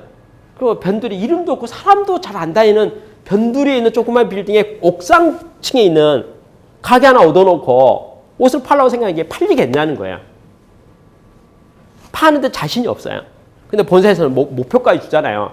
뭐 첫 해는 뭐 첫 달에는 이만큼 팔아야 되고, 근데 팔 사람이 자신이 없으니, 그렇잖아요. 그래서 고민하다가 이걸 누가 상의할까? 상의할 데가 아무도 없잖아요. 일단 직원을 뽑아야겠다. 직원을 뽑아서 직원들하고 상의해봐야 되는데 직원 뽑으라 했더니 요새 여러분 아시는 바와 같이 중국 인건비도 많이 올라갔고 직원 뽑는 것도 쉽지가 않아요. 이름도 없는 한국의 의류업체가 별로 유명하지 않은 브랜드가 가가지고 사업을 하려 하니까 그럼 뭐 이제 제대로 뭐 되질 않아요. 그래서 5명을 뽑으려고 마음먹었는데 간신히 1명 뽑았어요. 간신히. 그러니까 사업이 한마디로 안 돼요. 그러니까 본인의 절망감이 깊어져 가는 거예요. 그렇잖아요. 이런 속에서 어떻게 사업하겠어요? 한 명에게 물었어요. 직원을 5명 뽑아야 되겠는데 어떻게 하면 좋을까? 그랬더니 그 한 명이 이렇게 말하는 거예요. 그냥 그렇게 뽑지 마시고요. 제가 잘 아는 제 친구들 데려와서 내가 그냥 같이 일하면 안 돼요? 이러는 거예요. 생각하니까 어떠세요? 일단 머리수는 쳐야 될 것 같은데 친구 데려와서 같이 일한다고 하니까 마음에 놓이는 게 뭐냐면 팀워크가 좋을 것 같은 생각이 드는 거예요. 괜찮아요. 그리고 일단 가게 한 명 갖고 왔는데 몇 명 있어야 되니까 괜찮을 것 같아요. 그래서 그러냐고, 괜찮다고, 데려오라고. 그래서 데려오라고. 이제 종업은 됐지요. 종업을 하고 상의했어요. 이제 옷을 팔아야 되니까. 그랬더니 저희가 옷 좀 고르면 안 될까요? 이러는 거예요. 그 말 듣고 갑자기 아이디어가 떠올라서 팔 사람 있잖아요. 팔 사람, 이제 내가 이 사람한테 몇 개 팔으라고 판매 목표를 줘야 될 판이잖아요. 근데 지금 이제 브랜드 팀이나 마케팅 팀 뭐 하고 이거 준 거 팔아 해서 뭐 줘봐야 못 팔아도 자기가 책임은 내가 져야 되는데, 그쵸? 그러니까 같이 공동 책임을 져야 되니까 이 팔 사람 좀 눈치를 봐야 되지 않을까 생각해가지고, 아, 그러면 같이 한번 구경 갈까? 하고 뽑은 종업원 있잖아요. 를 데리고 한국에 왔어요. 한국에 와가지고 매장에 와가지고 본사 그 쇼룸 있잖아요. 쇼룸에 와가지고 진열되어 있는 물건을 보여준 거죠. 그 이제 리스트 뽑은 거 있잖아요. 뽑은 거에 있어서 뭐 뽑은 거 뭐냐, 이거 갖다 파시오. 중국은 이게 트렌드 만약에 이거 팔면은 돈 됩니다. 그 리스트를 가지고 있는데 그거 다 진열되어 있는 거 딱 봤죠. 근데 이 중국 사람이 와가지고요, 딱 보더니 어떤 옷들을 보면서 이건 마음에 든다는 거예요. 이건 대단하다는 거예요. 좋다는 거예요. 그래서 자기는 막 고르는 거예요. 이거 잘 팔리겠다고. 이거 한 100벌 가져가면 좋겠어요. 이건 한 50벌 가져가죠. 그러면서 또 이건 한 벌만 가져가죠. 한 벌만. 혹시 모르니까 한 벌만. 그러니까 안 팔릴 것 같아요. 그리고 팔아야 한 벌, 두 벌도 벌고 이건 한 벌만. 근데 그 뽑아놓은 리스트가 본사 이게 전문 뭐 마케팅 팀에서 뽑은 리스트하고 정반대예요. 영 싸구려 같아 보이고 볼품 없고 형편없는 물건들만 쫙 골라놓은 거죠. 그렇잖아요. 그러니까 그걸 가져가겠다 하니까 본사에서 난리가 났지요. 그거 어떻게 팔려고 그러냐 이거야. 우리 물건 중에 제일 C급 물건인데, 그렇잖아요. 뭐 이 책임자가 고민이 됐어요. 저 본사 브레인 우리 똑똑한 저 전문 가들의 말을 들을 것인가? 아니면 우리 직원 있잖아요. 직원의 말을 들으니까 생각하는데 자기는 책임자로서 판매 목표를 달성해야 되겠고 공동 책임을 져야 되겠고 팔 사람의 저걸 선택하게 되는 순간 내가 팔 사람한테 야, 네가 그거 잘 판다고 했잖아 이렇게 좀 밀어붙일 수 있으니까 이게 자기는 일하기 이게 좀 좋을 것 같아요. 그죠? 그래서 자기가 눈 찔끔 감고 그러니까 종업원이 선택한 물건을 가지고 중국에 들어간 거예요. 매장에 딱 놓고 팔았는데 자 어떻게 될까요? 한국 사람 눈높이가 아니고요. 전문가의 눈높이가 아니고 물건 파는 사람 눈높이에 맞고 물건 파는 사람이 생각하는 고객 눈높이에 맞춰서 물건을 딱 깔아 놓으니까 첫째, 손님이 오는 사람, 수준에 맞는 손님이 오는 거예요. 쉽게 말해 C급 지역에 C급 손님 온다 그 말이죠. A급 지역에 A급 손님이 오는 것이 아니고 C급 지역에 C급 지역에 C급 직원이 C급 물건을 갖다 진열하고 파는데 설명이 너무 코드가 딱 맞는 거예요. 그렇잖아요. 그래서 대박을 터뜨렸죠. 그 빌딩 내 입점한 가게들이 여러 있을 거 아니겠어요? 빌딩에서 1등을 했어요. 빌딩 1등 했죠. 1등 하니까 빌딩에서는 빌딩의 그 빌딩 주인 입장에서는 빌딩의 매상이 많이 오르는 게 여러분 자기가 유리하잖아요. 그래서 저 밑에 있는 것을 2층 제일 좋은 자리 있잖아요. 1층 로비 현관이고 2층 있으면 이 계단 바로 쫙 보이는 그 앞에다가 자리 바꿔줬죠. 빌딩 주인이 여기서 장사하시라고. 그렇죠. 그래도 장사가 어떻게 더 잘 됐죠. 그래서 그 빌딩 이름이 올라가고 좋아졌죠. 그랬더니 어떻게 중국의 상해 좋은 빌딩 있잖아요. 거기서 저희 이제 방 났는데요. 이렇게.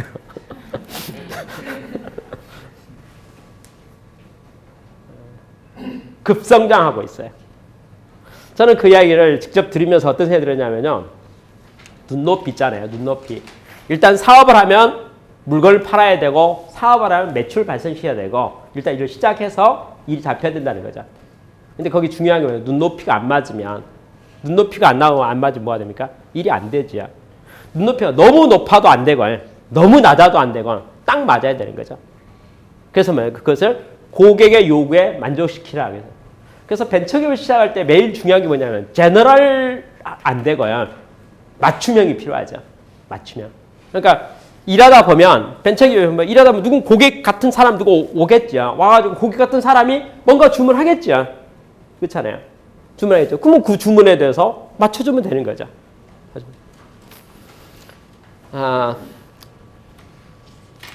아까 제가 졸업생 진로 상담했던 이야기 한 가지만 설명드리면요. 어느 학생이 저한테 졸업생이 와가지고 저한테 자기는 하고 싶은 게 너무 많고 또 자기 소질이 무엇이 적합한지를 잘 몰라서 고민인데 좀 조언을 해달라 그랬어요. 그러면 자기 적성을 취미를 좀 하는데 정말 다양하더라고요. 결국 세상에 있는 모든 직업을 다 하고 싶은 거예요. 그러니까 뭐 큰 회사 다 가고 싶고 대기업 다 가고 싶고 분야 모든 분야를 다 섭렵하고 싶어요. 그러니까 자기는 뭐 고등학교 때 뭔 일이 있었는데 그래서 뭐 이거 하고 싶고 대학교 때 누구 만났는데 이거 하고 싶고 많은데 뭐 정말 모든 게 다 그랬어요. 근데 자기가 어디를 방향을 잡아가지고 어디를 가야 될지 모르겠으니 조언해달라 라고 저한테 이제 말이야. 그러니까 그러면서 맨 마지막에 이런 말을 오라는 데도 많고 가고 싶은 데도 너무 많으니 어디를 가야 될지 마음을 못 정하겠습니다. 그런 게 이제 저의 이야기였어요.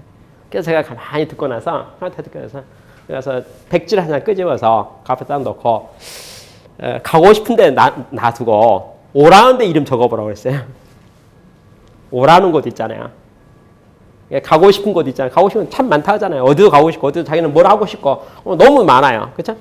근데 그건 이제 알았으니까 다 들었으니까 놔두고 아까 오라고 한 곳이 많다고 했잖아요. 오라는 거. 이렇게 당장 갈 수 있는 거 오라는 거. 그거 한번 적어보라고 그랬어요. 그래서 이제 한 6개 적더라고요. 6개 적었길래 그 중에서 상대평가에 하나 골라보라고 그랬어요. 오라는 곳 6곳 있잖아요. 6곳에서 그 중에 상대평가가 제일 좋은 거 골라보라고 했어요. 그래서 이제 생각 말도 하고 막 하면서 하나를 골랐어요. 그러고서 제가 이렇게 모든 직업은 공통분모가 적어도 70% 되니 하고 싶은 꿈을 이루기 위해서 일단 배워야 될 거 아니냐. 그러면 그래도 오라는 곳 이 중에서 이게 제일 좋다 하니까 이곳에 가서 이 일 배워가지고 여기서 성공하든지 아니면 그 배운 기술 갖고 그 다음에 테이크오버를 해서 다시 레벨업 하든지 일단 오라는 데 가야 되지 않겠나. 그래서 여기를 가는 게 좋겠다. 그렇게 말했어요. 저의 의견은 뭐냐면요. 가고 싶은데 받아주지 않는 곳 있잖아요. 자, 예를 들어서 자기가 A라는 회사를 가고 싶어요. 근데 2012년도는 채용 공고가 올해는 안 뽑는데요. 그럼 어떻게 가요? 오라고 안 하는데 어떻게 가요? 가고 싶지만 갈 수가 없잖아요. 그렇죠? 벤처기업을 하게 되면 자기가 사업을 하고 싶으면 매출 키우고 싶은 꿈이 있어요. 그래서 이것도 하고 싶으면 많은 매출을 하고 싶어요. 누구예요? 여기도 팔고 싶고 여기도 팔고 싶고 여기도 거래하고 싶고 여기도 납품하고 싶고 다 그래요. 근데 선이 없어요. 그렇죠? A라는 회사에 납품하고 싶어요. 근데 A라는 회사 아는 사람이 아무도 없어요. 그러니까 아직은 달인 날 사람도 없네요. 그럼 뭐하죠? 가구는 싶으면 어떻게 매출을 발생시켜요? 그곳에서. 그렇죠?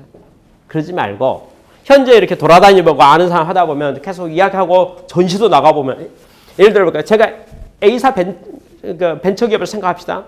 일단 물건 만들고도 소문을 내고 홍보를 해야 되지 않겠습니까? 그러면 우리 뭐 어디든지 뭐 보면 뭐 이렇게 전시회가 막 있잖아요. 연관 산업들 전시하는 데 있잖아요.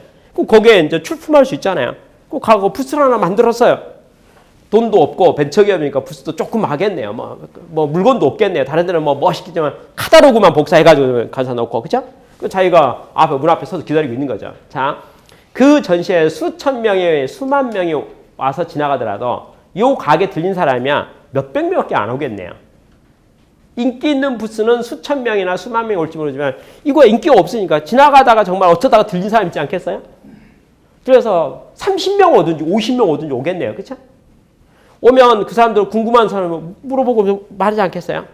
그렇잖아요. 그러면 제 말은 뭐냐면요. 500명, 5,000명 와더라도 어떻게 그걸 팔로우 합니까? 혼자 불가능하지요.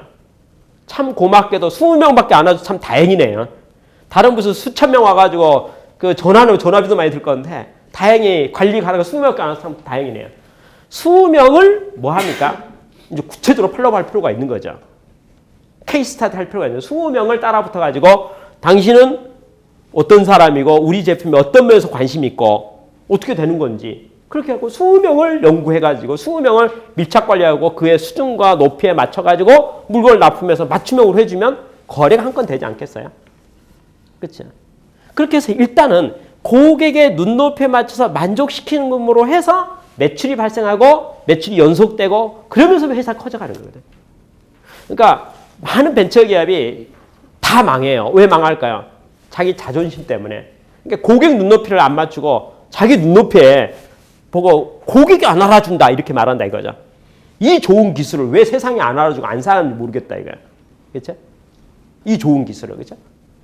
제가 많은 벤처기업의 사장을 만나고 창업하는 사람을 만나는데 그분들이 자기 기술에서 너무나 이렇게 좋아해요. 그러니까 그 아이템에 대해서 이거 있으면 세상이 바뀐다고 생각을 해요. 근데 이렇게 좋은 기술을 왜 세상에 안 알아주냐고 그렇게 말하죠. 안 알아준다는 말이 뭡니까? 매출이 없다 그 말이에요. 그렇죠? 그럼 매출을 어떻게 할까요? 눈높이 맞춰야죠. 자, 눈높이 맞춰서 세 가지네요. 첫째, 품질 수준이 눈높이 맞아야 되고요. 가격 순위 눈높이 맞아야 되고, 공급하는 양이나 납기 같은 게 있잖아요. 그게 맞아야죠. 타이밍이 맞아. 그래야 일이 되는 거죠. 자, 한번 제가 고객의 눈높이 보기가 맞는가 보세요. 자, 내가 물건을 납품하러 거래하려고 아이템을 만든 고객을 만났는데, 고객이 딱 보더니 품질 수준 있잖아요. 이거 뭐 10년 보증됩니까? 뭐 예를 들어서 품질 수준을 말했어요. 그 미트 못 맞추게 되면 거래가 쉽지 않겠네요. 그렇죠? 가격 5만 원 받고 싶은데 15,000원이 됩니까? 이런다 이거예요. 내가 5만 원 받고 싶은데 45,000원 같으면 4만 원 같은 거 해볼 용의가 있어요. 근데 15,000원 됩니까? 그런 순간 절망스럽네요. 차이가 안 맞잖아요. 그러니까 결국 뭐냐면 쉽게 해서 고객을 만족시키지 못하면 고객의 가격 수준, 품질 수준이나 납기, 양 같은 거 있잖아요. 양이나 뭐 언제까지 됩니까? 이번 달에 어디가 해줄 수 있습니까? 뭐 이렇게 뭐 요구하지 않겠어요? 그렇죠? 근데 그 요구에 대해서 미트를 못 맞춰줘 버리면 매출 발생하지 않는 거죠. 그러면 그것이 매우 중요하다는 거죠. 그래서 벤처기업 상업할 때, 상업에서 일할 때는 고객의 눈높이에 맞춰서 그 대응을 잘해줘서 고객을 만족시켜라. 그렇죠? 그러면 뭐가 될까요? 고객을 만족시키면 매출이 발생하고 드디어 사업이 되고 캐시플로우가 돌기 시작하면서 일이 되기 시작하죠. 근데 고객을 A 고객을 만족시키는 그런 정신으로 B 고객을 만족시키고요.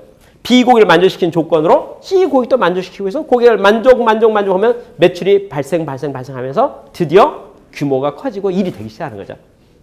그래서 고객에게 시선을 떼면 안 되고 고객을 만족시키는 노력이라는 것이 매우 중요하다는 거죠. 근데 고객을 떠나서는 벤처기업 매출이 성장할 수가 없고 되질 않는 거거든요. 근데 많은 벤처기업 창업하는 사람들, 벤처기업에 모든 사람이 자기에 대한 자부심이 너무 세가지고요. 그러니까 내가 세상을 바꿀 만한 기술을 발견했는데 이 제품을 만들었는데 왜 세상이 이걸 안아주냐고 탄식하는 속에서는 회사 성장하지 않는다는 거예요. 그렇죠? 일단은 접촉 가능한, 접촉이 되고 있는, 그리고 와서 의뢰하는 고객의 눈높이에 맞춰가지고 그 고객의 수준을 딱 맞춰서 그 고객이 입소문 좀 내주게 해도록. 그렇죠? 그래야지 그로부터 사업이라는 게 시작되고 일이 되지 않겠는가. 그걸 우리가 볼 수 있죠. 그렇죠? 그다음 다섯 번째 똑같은 말 하나 썼어요. 내용이 뭐냐면 고객의 수용 양식을 파악하라 그랬는데 한마디로 딱 말해서 고객은 다 다르다 이 말이에요. A 고객의 성공 사례가 B 고객이 성공시킬 수 없다 그 말이고요. 그렇죠? 그러니까 고객이 원하는 패턴이 다 다르고요. 다 달라요. 너무나 달라요. 그렇죠? 그래서 한마디로 정의하는 게 뭐라고 말합니까? 고객은 다 다르다. 그렇죠? 앞에서 고객을 만족시켜라. 그래야지 매출이 발생하니까 고객 기대치에 눈을 맞춰 해라. 그냥 하나의 성공 사례가 A 고객이 성공했다는 것이 B 고객이 성공 사례 될 수 있을 것인가? 전혀 그렇지 않아요. 고객의 양식은 너무나 달라요. 제가 실패 사례 한번 소개해 볼까요? 저는 경영 컨설팅을 하고 있습니다. 그러면 기업에 가서 제가 만나는 사람이 누구냐면 주로 경영 혁신에 관계된 사람들이에요. 기획에 관계된 사람이나 경영 혁신에 혁신이라는 용어가 붙어 있는 부서 사람들과 제가 주로 접촉을 해요. 근데 누가 저에게 이런 아이디어를 냈어요. 컨설팅 사업과 연관 산업 중에 하나가 도서통신교육 사업이 있다는 도서통신교육 사업이 있다는 게. 그러니까 교육 사업이 있는 거죠. 그걸 같이 하면은 시너지 효과가 있으니까 좋겠다. 그렇게 말했어요. 그래서 제가 그럴 것 같아요. 딱 들어보니까 시너지 효과가 있어요. 그래서 좋다고. 그러면 그렇게 하자고. 그거 같이 하자고 해서 저희가 이제 사업을 인가를 내 가지고 그쪽 사업을 시작했어요. 근데 의외로 생각했던 것만큼 뭐 성과 나오질 않아요. 생각했던 것만큼은. 그래서 제가 그것 때문에 이상하다 해서 다시 한번 이제 심층 분석을 해봤죠. 저희 직원들과 같이 심분석했어요. 내용이 뭐냐면요. 교육부서 담당자가 만나는 팀은 인사총무팀의 사람이에요. 교육 담당자예요. 직원들 교육을 담당하는 사람이지 이걸. 컨설팅 팀이 만나는 팀은 교육실이에요. 혁신팀이고. 부서가 다르니까 마인드가 다르고 생각이 많이 달라요. 그러니까 저는 한 회사인 줄 알았는데 가서 보니까 두 회사예요. 공간만 같죠. 그렇지만 부서가 다르고 마인드가 다르고 생각이 다르고 기준이 다르고 다 달라요. 그렇죠? 그러니 뭐 하십니까? 같은 회사인데도 불구하고 A 부서 사람에게 충족됐던 그 마인드와 자세와 태도가 B 부서에게는 전혀 해당 사항이 없는 거예요. 그러니까 우리가 생각할 때는 같은 회사이기 때문에 같이 가도 된다고 생각했지만은 막상 가서 보니까 부서가 다르고 입장이 다르고 기능이 다르니까 또 그것도 완전 별개라는 거예요. 그래서 결론이 뭐가 되냐면 그 별도 사업이라는 거죠. 그러니까 말로는 연관 사업이니까 조금 약간 뭐 담당자 연락 잘 알아보기 쉽겠네요. 같은 회사니까 약간 플러스 효과가 있죠. 아까 쉽게 뭐라 합니까? 약간 기반 시설에 있어서의 어떤 데이터베이스의 어떤 공유화랄지 이런 차원에서는 약간의 인센티브가 있겠지만, 그렇죠? 그건 있겠지만은 뭐죠? 사업의 특성과 내용과 추진하는 모든 것은 완전히 별개로 생겨서 별도 사업으로 생겨서 그쪽의 전문 역량으로서 전문으로 대응하지 않고서는 안 된다는 거죠. 근데 그것을 피상적으로 딱 보면은 같아 보이는 거죠. 그렇죠? 근데 고객의 수용 양식이라는 건 뭡니까? 고객마다 다 다르다는 거죠. 그래서 고객에 대한 연구가 매우 다르죠. 그 연구가 어렵긴 하지만 잘만 해놓으면 맞춤형이 되고 나면 드디어 뭡니까? 단골이 되고 독점이 될 수가 있죠. 그게 뭐 진입장벽 역할을 해줄 수가 있는 거죠. 그러니까 다른 사람이 못 뺏어가는 역할이 될 수 있는 거죠. 왜? 정말 잘 맞아버리면. 이제 그거에 대한 포인트가 매우 중요하다는 거죠. 이제 그것을 뭐라 합니까? 고객의 수용 양식을 파악하라. 그렇죠? 그 다음에 매우 중요한 이제 말이 있는데, 기존 기업의 약점을 이용하라고 6번째 나와 있어요. 기존 기업의 약점을 이용하라.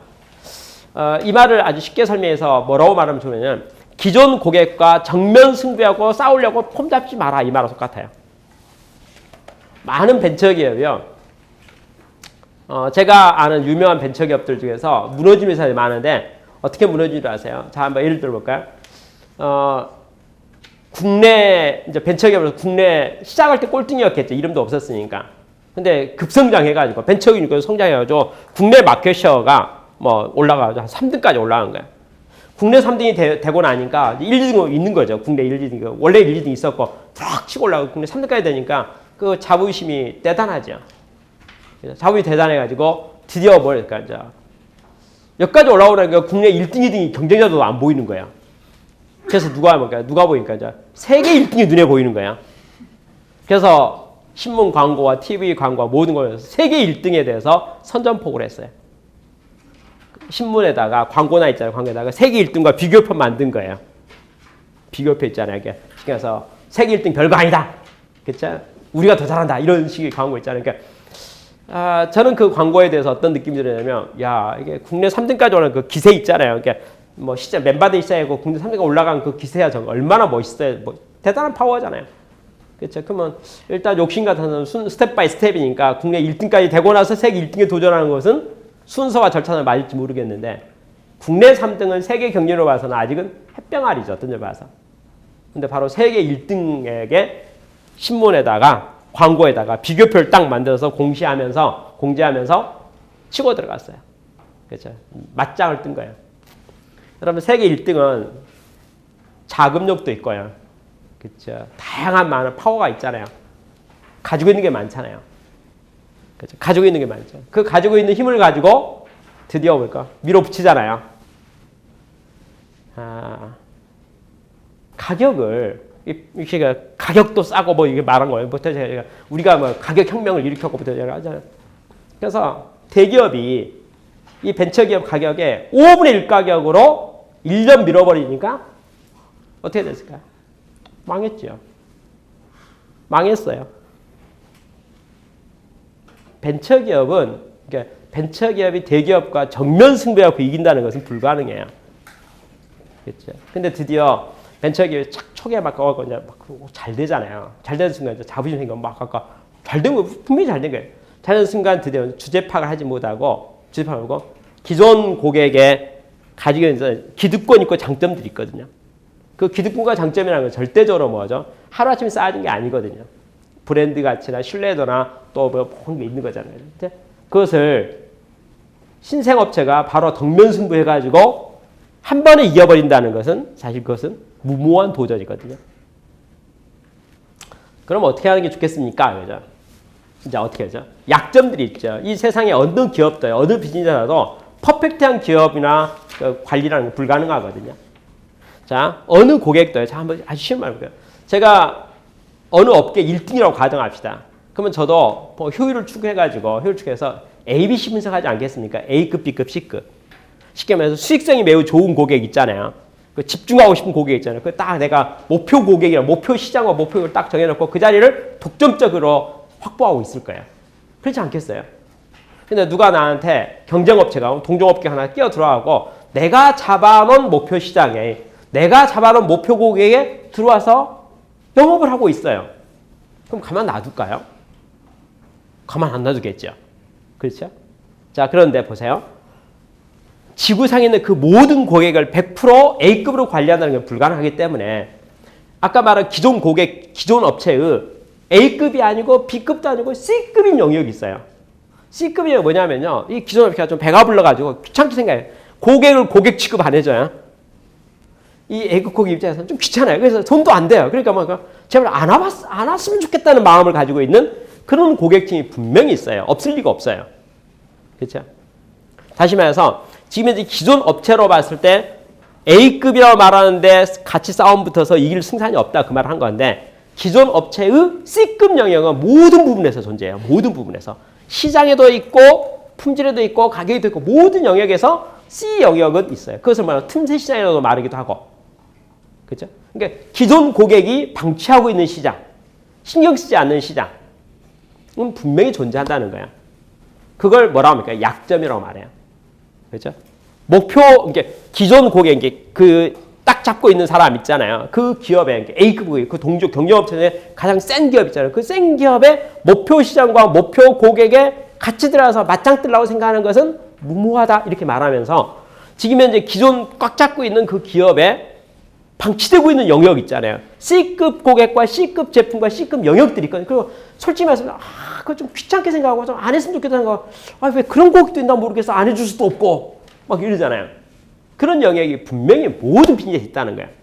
그럼 벤처기업에서는 그 영역에 대해서 서비스를 시작하고 일을 하기 시작하면 기존 고객이 나를 경쟁자로 받아들이냐는 거죠. 경쟁자가 아니죠. 그러니까 내가 관심 갖고 있는 영역에 들어오면 경쟁자잖아요. 근데 내가 귀찮게 한 영역에 들어와서 처리해 주시니까 나한테 안 와주네요. 그렇죠? 고마운 마음이 들고 도와줄 마음이 들겠네요. 업계의 동반자. 그죠? 분위기상으로. 아까 말한 적대적 관계가 아니다 그 말이죠. 적대적 관계가 우호적 관계가 될 수 있겠죠. 그죠? 도와주지는 않을지 몰라도 공격은 안 하죠. 그렇지 않아요? 그러면 뭐가 되죠? 그 자리에서 힘을 비추고 키워갈 수가 있잖아요. 시작에 있어서 여기서 말하는 시작이 이제 뭐냐면 어느 기업이 시작할 때 순탄하게 원만하게 잘 성장하는 게 매우 중요하잖아요. 근데 그것을 아직도 초반이라고 하는 것은 가지고 있는 약점이 모든 면에서 약하다. 자금력도 약하고 모두 약하죠. 약한 상태에서 연약한 상태에서 절대 강자하고 부딪혀가지고 미래가 보장되겠는가 그 말이에요. 그래서 뭐합니까? 일단 힘을 비추할 시간이 필요한데 힘을 어디서 비추할까요? 그냥 깝죽대가지고 그렇죠? 절대 강자하고 한판 붙는 행위는 안 하는 게 좋겠습니다. 그런 말을 하는 것이 이렇게 나와 있는 6번째 기존 기업의 약점을 이용하라. 그런데 약점이라면 뭐냐면 틈새 시장을 말하는 거, 기존 기업에 손대고 있지 않는 거, 또 기존 기업에 안 하고 싶은 거, 그거 잘 못하는 거, 그건 해도 되는 거죠. 해도 되고 기존 기업은 도리어 거기서 뭐 도와는 안 주더라도 우호적이고 호의적이고 그냥 방치하고 최소한 뭐 합니까? 공격은 하지 않죠. 만약에 기존 기업이 그걸 공격했다 그럼 자기가 그거 다 뒷감당해야 될 입장이거든요. 자기가 그렇지 않아도 C급인데 빼놓고 싶은데 도와주는 거 있는데 절대 그럴 리가 없죠. 그래서 이제 사업의 전략이 있어서 시작할 때 그렇게 들어가는 거죠. 그러면 제가 이렇게 말하면 저는 뭐 저의 아이디어는 아닌데 많은 전문가들의 목소리 중에 한 가지 말해볼까요? 한국 사람이 일본에 가서 사업을 하고 싶어 하지만 일본이 어려워요. 왜 그럴까요? 일본 소비자가 매우 까다로워요. 품질에 있어서 그러니까 대한민국에 많은 종류의 기업 있잖아요. 많은 종류의 어떤 기업이라도 일본과 성공하고 싶은 생각을 다 가지고 있어요. 그런데 일본에 대한 한국 사람의 평판, 소비자 시장에서 평판이면 일본은 되게 까다로워요. 꼼꼼해요. 철저해요. 이 앞에 심지어는 청소기 있잖아요. 집안 거 청소하는 청소기 일본 수출했는데 이번 크레임 받았어요. 크레임 받아서 제가 내용을 가만히 들어봤는데 참 이해가 안 되더라고요. 내용이 뭐냐면 청소기를 집안 청소를 했는데 진드기가 안 잡힌대. 진드기가 안 빨려온대요.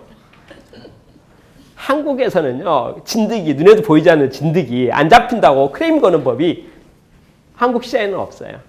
한국만 없네요. 제가 뭐 전 세계 집안이 청소하고 했는데 진드기가 안 빨려온다고 이렇게 크레임을 걸 수가 있을까? 저는 뭐 그러니까 역시 일본 참 까다롭구나. 눈에 보이지 않는 진드기가 이게 흡입력이 약해가지고 안 빨려온다고. 그게 일본 시장이에요. 그렇죠? 그러니까 일본 시장이 절대적으로 저와 여러분이 생각할 때 녹록한 시장이 아니라는 거예요.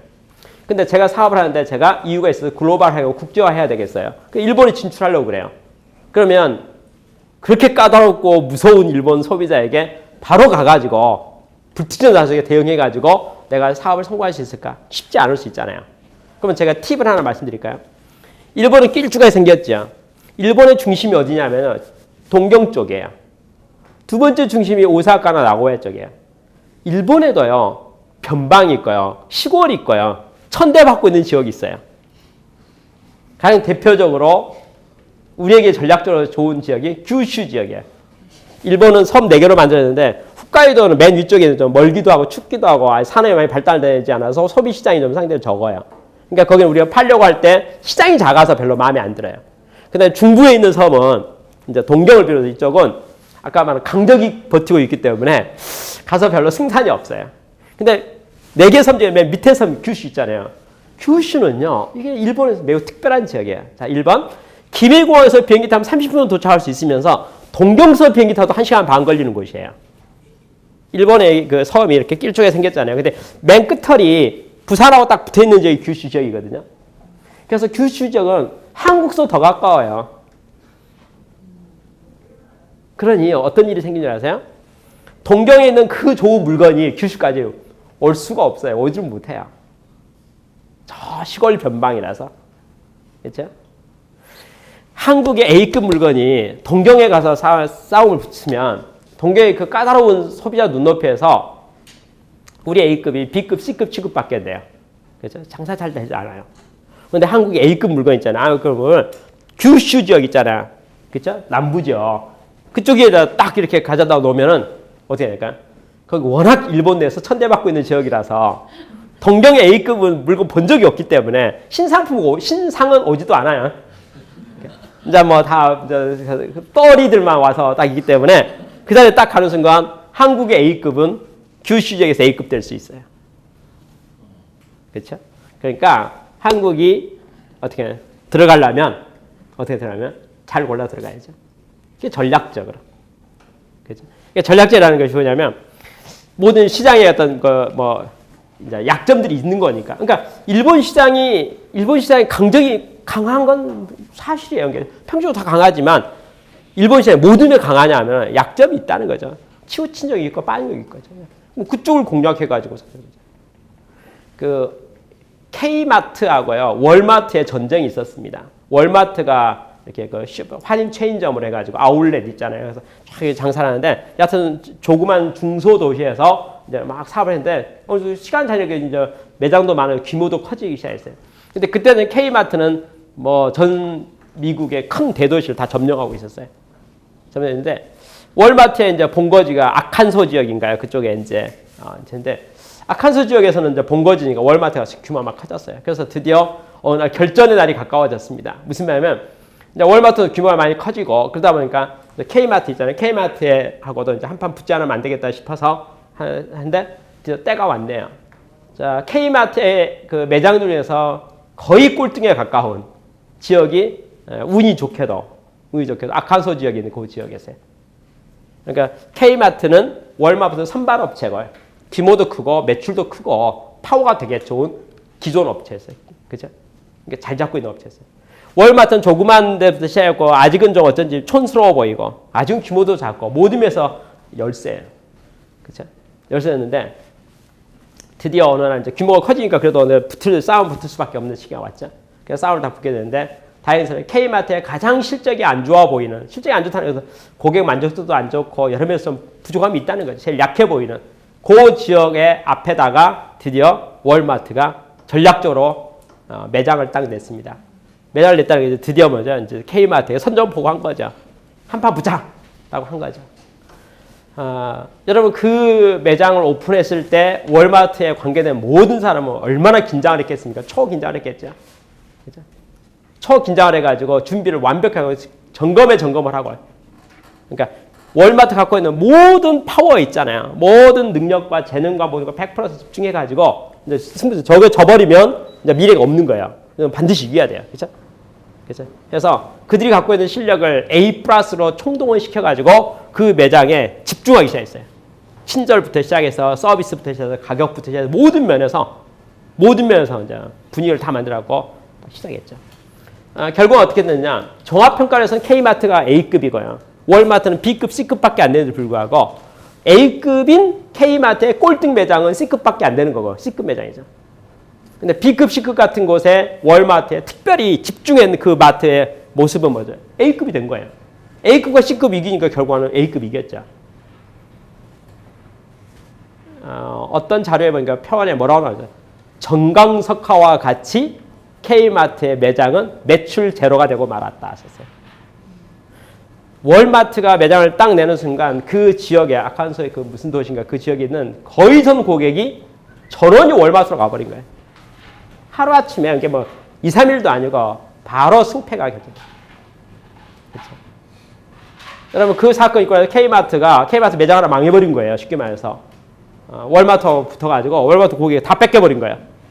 그러니까 이제 이 화가 안 날 리가 있겠습니까? 화가 엄청 났죠. 화가 나가지고 K마트에서 이제 아주 기분 너무 나빠가지고 월마트 매장 4군데를 골라가지고 4지역을 골라가지고 그 앞에서 K마트 의도적으로 전략적으로 이렇게 K마트가 진출시켰죠. 진출시켜가지고 4개 없애버려라 이렇게 지시를 내려가지고 두 번째 전쟁이 일어났어요. 그렇죠? 첫 번째 전쟁은 월마트가 시비 걸었죠. 시비 걸어갖고 여하튼 K마트 꼴등을 잡아버린 거예요.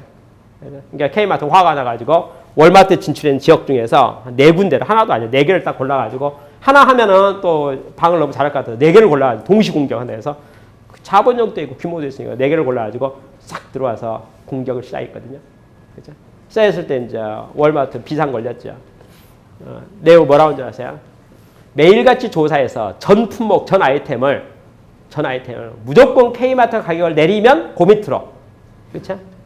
그러니까 여하튼 월마트 가격은 K마트가 무조건 전 품목이 다 싸야 된다는 거예요. 그렇죠? 이게 그죠? 월마트 전략이 대응 전략이 K마트가 4군데 매장을 냈어요. 그리고 물건을 싸게 팔기 시작했어요. 여러 가지 파워가 있으니까 싸게 파는 거예요. 그러니까 싸게 파는데 월마트는 뭐 자기들 캐치프레이즈가 뭐 에브리데이 로우 프라이스 그러니까 매일같이 가장 낮은 가격으로 그게 이제 자기들 상표고 이미지고 브랜드인데 그죠? K마트 가격 싸게 팔아버리면 월마트 장사 안 되죠. 그래서 가격이 불문하고 이유열 불문하고 K마트 가격이 내려가면 무조건 거기서 내리는 거예요. 0.1센트라도 센트 내리는 거예요. 야 내리는 거예요. 내려서 버텨라. 그래서 드디어 4개에서 버텼는데 6개월 동안 싸웠어요. 매일같이 K마트는 매장 가격을 내렸고요. 10% 내리고 30% 내리고 50% 내리고 막 내렸는데 월마트 따라서 다 내렸어요. 6개월 동안. 소비자는 아주 너무 행복했죠. K마트, 월마트 전쟁에서 물건 가격이 막 반가격으로 팍팍 떨어지는데 아니 뭐 내려가면 같이 내리는 거 어디 가도 마음 편해요 그냥. 여하튼 다음에 월마트 가면 1센트라도 더 싸긴 싸요. 그렇죠? 그렇잖아요. 6개월 동안 버텼죠. 버티고 나서 K마트가 그 4군데 가격을 너무 싸게 하는 바람에 너무 싸게 적자가 났죠. 물론 월마트 4군데도 뭐가 됩니까? 적자죠. 뭐 이익이 나지는 않았죠. 그렇지만은 에브리데이 로우 프라이스를 계속 거기서 6개월 버티는 게 고객이 줄질 않았어요. 고객이 줄질 않았어요. 그렇죠? 줄지 않고 드디어 여기서 뭐 K마트 4군데가 망했어요. 그래서 역사의 판도가 이제 월마트 세상으로 접어들었던 것이 그 월마트와 K마트에 있어서의 그 상황이 있었어요. 언젠가 기성업체하고 기존 업체하고 싸워야 돼요. 이렇게 벤처 기업이. 그렇죠. 근데 일단은 싸우기 전까지는 힘을 길러야 되죠. 힘을 길러야 되는데 어디서 힘을 길러야 돼요? 기존 업체의 약점 속에서 힘을 길러야 되는 거죠. 그래서 규모가 너무 커지면은 싸울 수밖에 없는 거예요. 근데 싸우더라도 정면 승부하면 안 된다 그 말이죠.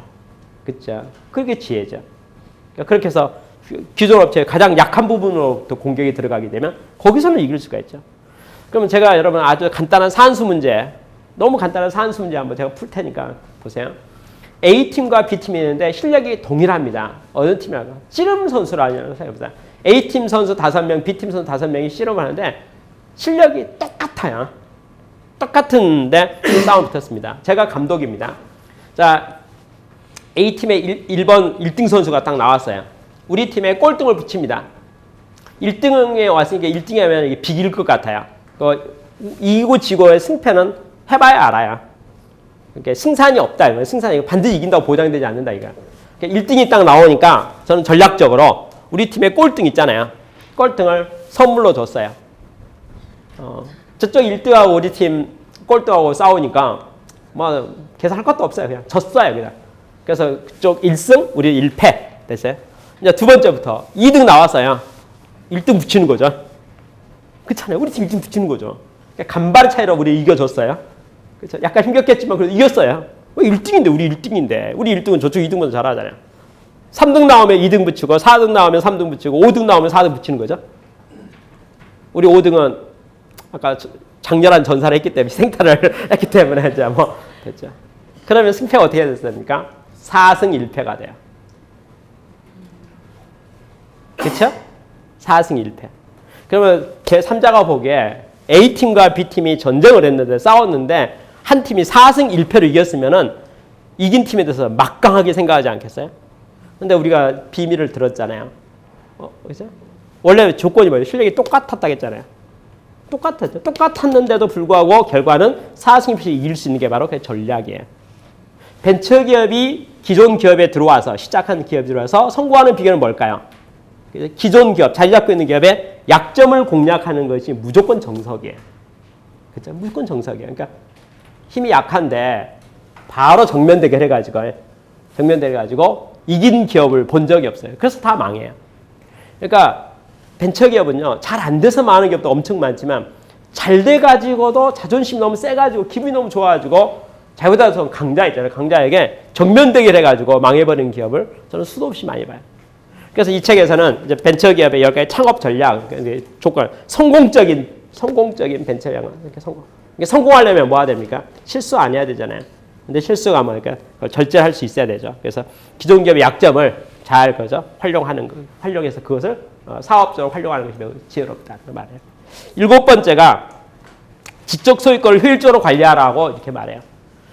벤처기업이 사업을 하게 되면은 제품이 오픈돼 있어요. 제품이 오픈됐다는 게 뭐냐면 누구라도 그 물건을 사볼 수 있다는 거죠. 그럼 동종업계나 경제업체가 물건 볼 수 있잖아요. 물건 보고 뭐하죠? 당연히 모방할 수 있고 금방 따라올 수 있죠. 그 전문 용어로는 좋은 말로 리버스 엔지니어링 그래요. 모방한다 그 말이에요. 딱 보고 이런 기능이 있네요. 잘 됐네. 구독복구로 똑같이 나와버리는 거예요. 그거 시간 많이 걸리지 않아요. 그러니까 그 차별성이라는 게 뭐하죠? 이게 생명이 매우 짧다 그 말이죠. 그렇죠?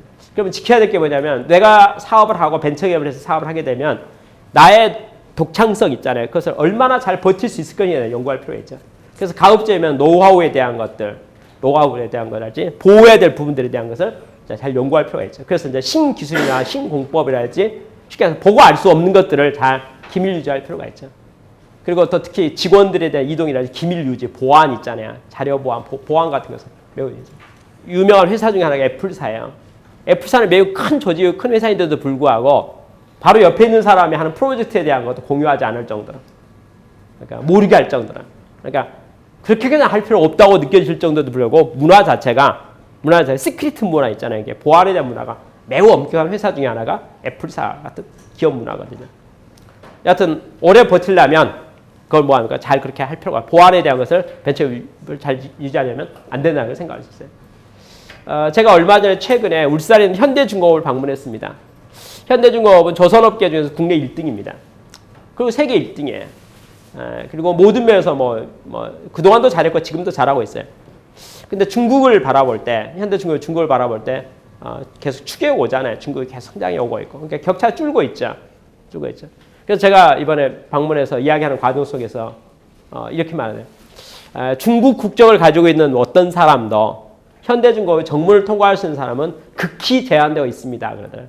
극히 제한되어 있습니다. 그래서 제가 생각할 때 그럴 것 같다는 생각이 들었어요. 그렇겠죠. 누구라도 온당에서 공장 견학시켜 주지 않겠죠.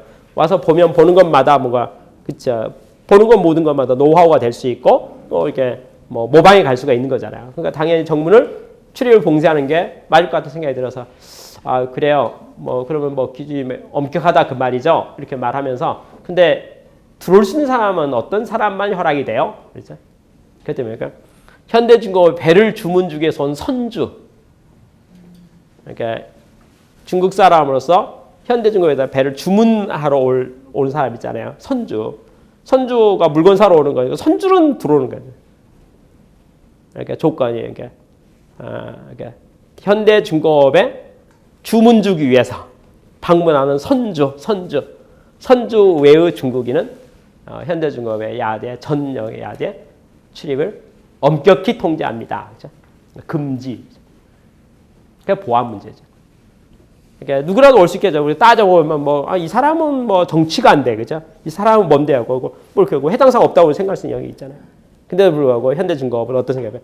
어떤 모양이 돼요? 중국 땅에 있는 중국 사람이 한국에 와서 울산에 와서 현대중공업에 보고 듣고 본다는 모든 것은 현대중공업 입장에서 바람직하지 않다. 이렇게 이제 의사결정을 했다 그 말이에요. 그렇죠? 그렇게 해서 그렇지 않아도 가만 놔도 격차 짧아져 가겠죠. 좁아져 가지 않겠어요. 근데 그것을 더 빨리 단축시킬 필요는 없는 거 아니냐 해서. 그럼 벤처기업을 가지고 있는 아직은 자기들 힘이 생길 때까지는 창업했던 어떤 아이템과 기술력이 이제 그 어떤 노하우인데 그 노하우를 어떻게 지킬 것인가, 보호할 것인가에 대해서 매우 중요하죠. 그래서 필요하다면 특허를 또 내야 되고, 그죠? 특허도 내야 되고, 지적 보호를 하기 위한 많은 이제 액션들이 필요하다는 거죠. 그래서 일단 몸을 보호시켜야 되고, 유지해야 되니까. 거기에 대해서 소홀히 하면 안 되겠다, 이런 생각이에요.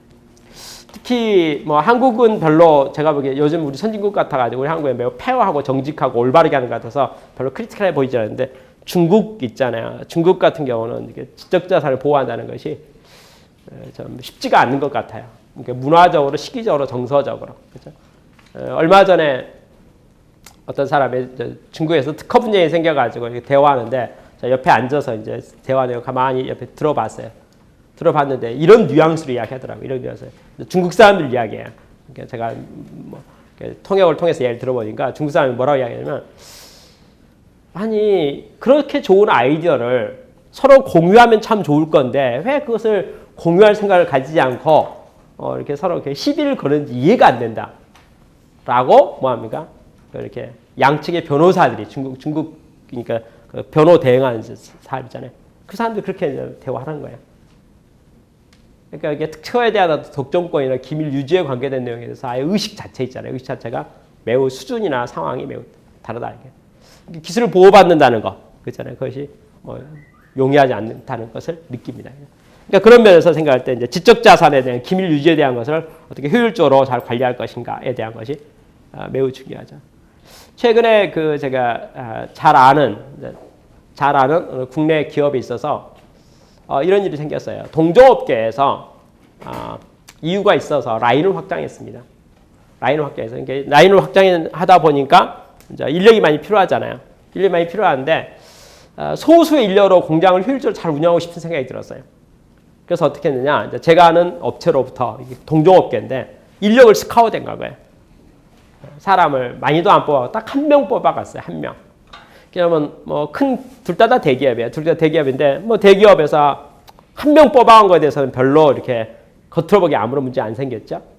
그런데 한 명 뽑아간 사람이 드디어 뭘 했느냐? 그 맵을 작성했어요. 그러니까 이렇게 쉽게 말해서 자기가 이제 뽑아간 스카우트에 간 회사에 이제 가서 이제 그 기술 수준을 분석한 거예요. 공정 분석을 한 거예요. 작업 분석과 모든 분석을 쭉 해가지고 자기가 근무했던 회사 있잖아요. 자기가 근무했던 회사하고 이제 비교 평가를 만드는 거죠. 이 공정은 똑같다. 이 공정 우리가 더 잘한다, 못한다. 이거 평가표를 다 비교표를 딱 만들고 나니까 떨어진 곳들이 약점들이 생기잖아요. 그죠? 그러니까 우리는 잘 못해도 저쪽은 매우 잘한다. 그죠? 그 약점이 생긴 그 공정과 그 작업에 제일 잘하는 사람이 저쪽에 있잖아요. 그죠? 공정 문제 이제 몇 공정 있겠죠. 몇 작업 있잖아요. 그 특성이 있잖아요. 거기에 여하튼 제일 잘하는 사람. 그러니까 이 회사에서 벌써 15년, 20년 근무한 사람이네.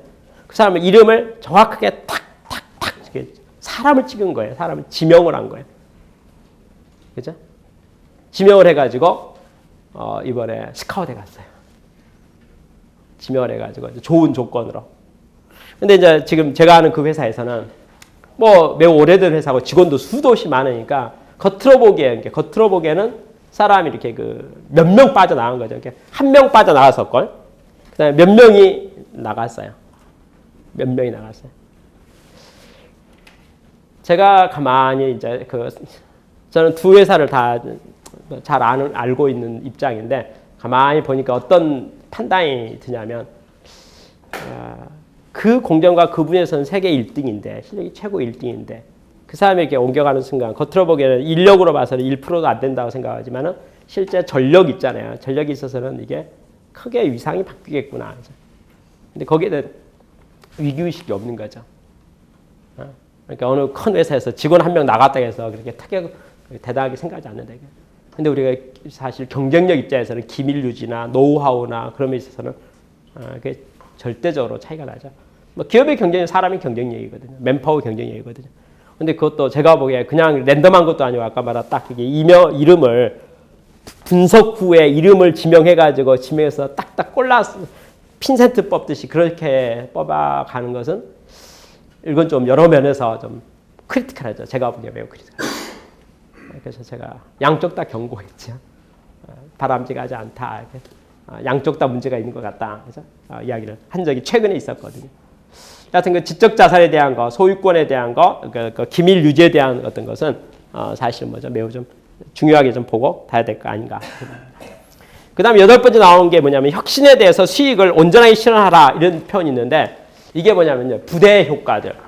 그러니까 이게 일을 하다 보면은 이제 드디어 처음에는 일단은 아까 앞쪽 1, 2, 3, 4 나올 때 뭐냐면 일단 매출 발생시키는 게 급하고 영역 잡고 선택하는 게 중요해서 일단 집중해서 쫙 하다 보면은 시간이 약간 지나면 사업이 안정되지 않겠어요? 잘 잡지 않겠습니까? 약간 지나면 자리를 딱 잡고 나면 이때부터는 뭘 생각해요? 시너지 효과를 고려할 필요가 있다 이런 말이야. 시너지 효과 있잖아요. 그러니까 하는 김에 하는 거. 자, A사에다가 A 아이템을 하나 납품했어요. 그렇죠? 그럼 A사 A 아이템 납품해서 가는 길에 B도 납품할 수 없냐 그 말이죠. 가는 길에. 그렇죠? 아니면 부품 하나 납품했어요. 부품 납품했더니 그 부품을 가져가서 뭐 하는가 봤더니 A 부품을 가져가 B 부품을 조립해서 물건을 만들어요. 그렇죠? 그럼 우리가 A 부품 납품하고 있잖아요. 그러면 B 부품 사다가 조립하는 것 같은데 우리가 B도 만들어서 납품해주면 안 되겠냐 이거죠. 그렇죠? 그러면 그 시너지 효과가 나올 수 있잖아요. 그러니까 일단은 교두보를 확보했으니까 이제부터는 파일을 키우는 작업 있잖아요. 파일을 키우는 작업에 대해서는 우리가 연구하면은 이미 길 닦아놨으니까 요금 넓히는 것은 추가 비용도 거의 발생하지 않고, 그렇죠? 물류비 별도 발생하지 않고, 그래서 기존에 이용해서 그걸 다 할 수 있지 않겠어요? 그렇죠? 그래서 이제 편승해 가는 것들, 편승해 가는 것. 그래서 나오는 용어 중에 하나가 선도기업이라는 용어가 있어요. 선도기업은 그냥 1번 타자, 이제 먼저 하는 게, 먼저 사업을 하고 나면 그 다음에 뭐 합니까? 그 다음에 계속 한번 제가 봅시다. 제가 물건 하나 팔았어요. 얼마 받고 팔았을까? 막 간단하게 10만 원 받고 팔았습니다. 10만 원 팔았는데 제가 후속 모델 하나 만들었어요. A 모델이 10만 원이니까 B 모델은 뭐 더 좋은 모델이 11만 원짜리예요. 그러니까 시중에서 살려면 11만 원 주고 사야 돼요. 그러니까 10만 원짜리 물건이 기존 모델이고 더 좋은 업그레이드 모델을 만들어서 11만 원짜리거든요. 11만 원짜리를 내가 팔아야 되는데 제가 고객에게 뭐라 하냐면 그 키트 공급이라고 이렇게 그 호환하는 거 있잖아요. 이렇게 뭐 부분만 바꾸면 되는 거예요. 2만 원만 내시면 부분만 교체하면 원래 10만 원 기기를 가지고 있으니까 2만 원만 교체하면 이게 11만 원짜리 되는 거예요. 부품만 하나 교환하면 그게 해당 부품이죠. 부품만 교환하면 되는 거예요. 그럼 고객 입장에서는요. 이미 10만 원짜리 하나 샀기 때문에 11만 원짜리 기능을 11만 원 투자해서 살 거냐? 2만 원 돼서 부품 바꿀 거냐? 이렇게 되는 거죠. 예를 들어서 내가 386 컴퓨터를 가지고 있는데 486 컴퓨터 나왔어요. 그랬더니 이제 컴퓨터 모니터도 똑같고 키보드도 다 똑같아요. 뭐라고 하면 나한테 386 컴퓨터를 팔았던 회사에서 공지를 했는데 486 컴퓨터를 살려면 200만 원 들어가야 됩니다. 근데 그 키트 있잖아요. 그 안에 그것만 빼고 이것만 바꿔 끼우면은 200만 원이고 20만 원이면 됩니다. 라고 말하면 여러분 그 386 산 사람 입장에서는 이게 투자한 게 있기 때문에 뭐 아무래도 끌려갈 수밖에 없잖아요. 이걸 선도기업의 효과라고 그래요. 시장을 먼저 장악을 하고 나면은 그 이미 판 물건이 베이스가 돼가지고 고객을 내가 이제 다른 안 뺏기고 고객을 유지하거나 관리할 수 있는 방법이 나올 수 있다는 거죠. 그래서 이것을 뭐죠? 어떤 혁신에 대한 수익을 온전히 실현하라는 말이 뭐냐? 이제 드디어 이미 파는 이 벌어졌으니까 그러니까 A 물건을 납품했으니 가는 길에 B도 납품하든지 A 물건 납품했는데 후속 모델을 만들어가지고 그 후속 모델은 아까 말한 부분만 교체하면 될 수 있도록, 그죠? 필터만 교환하면 될 수 있도록, 키트만 공급하면 되도록, 칩만 바꾸면 되도록, 칩 가격을 실제 우리는 이익을 많이 보는 거죠. 쉽게 해서 칩 가격이 10,000원짜리인데 3만 원 받고 파는 거죠. 예를 들어서, 그렇죠? 그럼 수익이 되고 고객은 계속 지켜갈 수 있잖아요. 그게 이제 먼저 한 선도기업의 약이 이제 있다는 거죠. 그 9번째 나와 있는 내용이 뭐냐면 적절한 조직 형태를 선택하라 이랬는데 이 조직 형태니까 여러분 갑자기 단어사로 어떤 느낌이냐 조직도 생각이 나는데요. 근데 그 말이 아니고 벤처기업이 사업을 할 때는 올라운드 플레이어가 되려고 하지 말고 잘할 수 있는 부분은 자기가 책임지되 나머지 적절히 아웃소싱 하라는 거예요. 그렇죠. 아웃소싱 전략이죠. 그러니까 쉽게 말해서 모든 걸 내가 다 잘하고 보면 힘이 붙여서 다 못하잖아요. 못하니까 맞아 분업을 해가지고 내가 잘할 수 있는 부분을 내가 집중해서 내가 하는 거죠. 근데 내가 좀 빠진 부분이죠. 그것은 아웃소싱 해가지고 같이 팀으로 일하면 그러면 일을 잘할 수 있잖아요. 이게 그렇죠. 이게 그 너무 다 잘하려고 하고 그렇게 하지 말고 일단 부분 최적화. 그러니까 내가 잘할 수 있는 것은 내가 책임지고 나머지 쪽에 대한 것은 적절하게 좋은 팀을 찾아서 하면 좋겠다. 그래서 사실은요. 정말 성공하는 벤처기업의 사장이 되려면 대인관계가 좋아야 된다고 생각해요. 대인관계, 어떤 측면의 대인관계가 무조건 불투자의 대인관계를 말하는 게 선택과 집중. 그러니까 내 사업 분야에 월드 베스트들이 있을 거 아니겠어요? 그러니까 벤처, 그 사업 분야의 월드 베스트를 멘토로 딱 삼아가지고 멘토의 조언을 받아서 이게 납품을 하려는데 물류를 어디 하고 하면 손잡으면 좋을까요? 어디 하면 좋을까요? 그러면 그 멘토가 뭐 소개시켜 줄 수 있잖아요. 그러니까 A급 팀 짜는다 그 말이죠. 쉽게 말해서 같이 일할 파트너를 고르는 데 있어서 잘못 고르면 C급 파트너를 골라버리는 순간 그게 발목 붙잡을 수 있잖아요. 근데 내가 다른 분야, 내가 정통하지 않는 분야는 내가 지식이 없잖아요. 그러니까 뭐 겉으로 보기엔 A급인 줄 알고 만나서 나중에 일해보니까 C급일 수가 있잖아요. 근데 업계의 정통한 사람은 그렇죠? 나한테 호의적인 태도를 가지고 있는 업계 정통한 사람에게 자문을 요청하면 그 사람은 충분히 당신 같은 누구하고 일하면 실수가 없을 거야 라고 조언해주면 그렇게 해서 팀을 짜버리면 아무런 문제가 없죠. 그러니까 벤처기업의 대표가 되려면 CEO가 되고 벤처 사업을 제대로 하려면 그 정도는 할 수 있어야 된다는 거죠. 그러니까 혼자 이게 두 가지 키워드. 1번 혼자 하려고 하지 마라 이제 그 말이잖아요. 그러니까 모든 분야를 혼자 다 하려고 해갖고는 안 된다는 게 이제 첫 번째예요. 두 번째는 팀을 짜긴 짜야 되는데 팀을 잘 짜라. 그러니까 잘 짜는데 도움을 좀 받아서 적절한 도움을 받아서 잘 짜면은 실수가 없이 잘할 수 있다 이렇게 말합니다. 맨 마지막에 나와 있는 것이 10번째가 위험과 어떤 불확실성을 관리하라. 리스크 매니지먼트라고 합니다. 위험의 리스크 매니지먼트인데 리스크 매니지먼트 딱 한마디로 말할 수 있어요. 요새는요, 그 시나리오 경영이라고 해가지고 분석 기법이 많이 개발돼 있어요. 그러니까 리스크 매니지먼트에 대한 기법들이 아주 많이 개발돼 있어요. 그러니까 과학적이고 시나리오 분석 기법이 뭐냐면요. 이제 예를 들어서 미래 상황 있잖아요. 미래 상황을 그러니까 시나리오를 낙관적인 경영, 보통 경영, 비관적인 경영에서 각각을 다 작성해 보는 거예요. 그러니까 미래는 알 수가 없으니까 잘 되면 어떻게 될까? 보태면 어떻게 될까? 안 되면 어떻게 될까? 그래서 다 만들어 놓고 각각에 대해서 연구해서 준비를 다 하는 거예요. 어쨌든 모르니까 그러니까 세 가지를 다 준비해 놨어요. 잘 될 경우는 이렇게 가고 못 되면 이렇게 가고 이렇게 다 준비했어요. 그래서 진행을 하면 결과는 어쩌까? 셋 중 하나의 결과로 가깝게 가겠네요. 그렇죠? 그럼 어느 쪽으로 가든지 미리 준비되어 있으니까 그거 하면 되는 거죠. 그럼 분명히 준비 안 한 사람은 리스크가 존재하겠죠. 그래서 준비한 사람에서는 그건 예상됐던 문제 중에 하나잖아요. 답안지 다 가지고 있는데 이러면 이렇게 하겠다고 해놨는데 그쪽으로 갔으니까 그렇게 하는 거죠. 그러니까 미리 준비됐으니까. 그러니까 이렇게 말하면 딱 맞겠네요. 미리 준비된 사람은 이게 준비를 사전에 준비한 사람에게는 리스크가 없는 거죠. 왜냐하면 예상했던 결과 중에 하나이니까. 근데 그것을 준비 안 하면 뭐가 됩니까? 이제 위기로 느끼는 거죠. 이거 왜 이럴 줄 몰랐다. 이제 이런 거죠. 그게 이제 리스크 매니지먼트에 대한 내용들이죠. 그 다음에 이제 대체하는 평가하는 거 있잖아요. 이게 잘 될지 안 될지 모르겠어요. 그거 해야 할지 안 해야 될지 모르겠어요. 가야 될지 안 가야 될지 모르겠어요. 사야 될지 안 사야 될지 모르겠어요. 의사결정의 문제 있잖아요. 그것도 시나리오로 할 수 있어요. 어떻게 하냐면 이제 A안이 있고 B안이 있는 거예요. A안이 있는데 A안이 될지 B안이 될지 A가 될지 B가 될지 모르겠다 이거. 그럼 어떻게 합니까? 확률로 분석하는 수밖에 없죠. A가 나타날 확률이 5대 5예요. 3대 7이에요. 1대 9예요. 이거 묻는 거죠. 100은 아닐 거고. 그렇죠? 그러니까 뭐 A, B가 있는데 A가 나타날 확률이 몇 프로냐 이거. 그죠? 그 다음에 기대 수익. A가 되면 결과 어떻게 될 것 같아요? B가 되면 어떻게 될 것 같아요? 그렇잖아요. 그럼 나타날 수 있는 확률과 그다음 기대치를 곱해버리면 기대값이 나오겠죠. 기대값이 높고 낮고 나오겠죠. 그러면 확률적으로 뭐 기대값이 높은 쪽으로 선택을 해야 되겠죠. 그게 과학적 관리예요. 그러니까 미래에 대해서 불확실한 것과 어떤 그 위험과 리스크에 대해서는 준비하라는 거죠. 분석해보고 준비해서 합리적으로 판단을 해서 하게 되면 써놓은 10가지하고 비슷해요. 그러니까 이게 제목으로 하는 10개하고 비슷하고 한 두세 가지가 약간 포인트가 조금 안 맞아요. 그러니까 안 맞다는 것은 뭐냐면 그 뭐 내용 있죠. 콘텐츠 내용을 막 지정한 사항하고 제목을 조금 좀 잘못 잡았다 생각하는 게 좀 맞긴 맞는 게 그 중에 하나 썼는데 대표명에서 좀 바꿨으면 좋겠다 이런 느낌이 드는 것이 한 2개 정도 있어요. 그럼에도 불구하고 그렇게 그 오류는 있지는 않아요. 그래서 저는 이제 책을 요점등에서 그래서 참 그 좋은 책이다 이렇게 생각해요. 어떤 점이 좋다고 했습니까? 일반적인 많은 창업에 대한 것이 CEO의 자질에 대한 문제를 엄청 다뤄요. CEO가 되려면 뭐 창업을 하려면 뭐 당신이 뭐 뭘 준비해야 되고 뭐 이렇게 이런 것들이 많은데 이건 그쪽 이야기는 거의 없고 이제 근데 지금 말했던 걸 다시 한번 간단하게 정리하면 일단 시장이 큰 쪽을 잡아야 된다. 그죠? 시장 큰 쪽 잡아야 된다. 그리고 타이밍을 기다려야 된다. 준비 철저히 해가지고 타이밍을 해야 된다. 그리고 기술은 계속 변화되니까 다음 기술을 대비하고 준비해서 그걸 딱 잡고 그걸 대응해야 된다. 고객을 선택하고 선택한 고객의 요구 수준을 맞춰서 매출을 발생시켜야 된다. 고객은 다 다르다.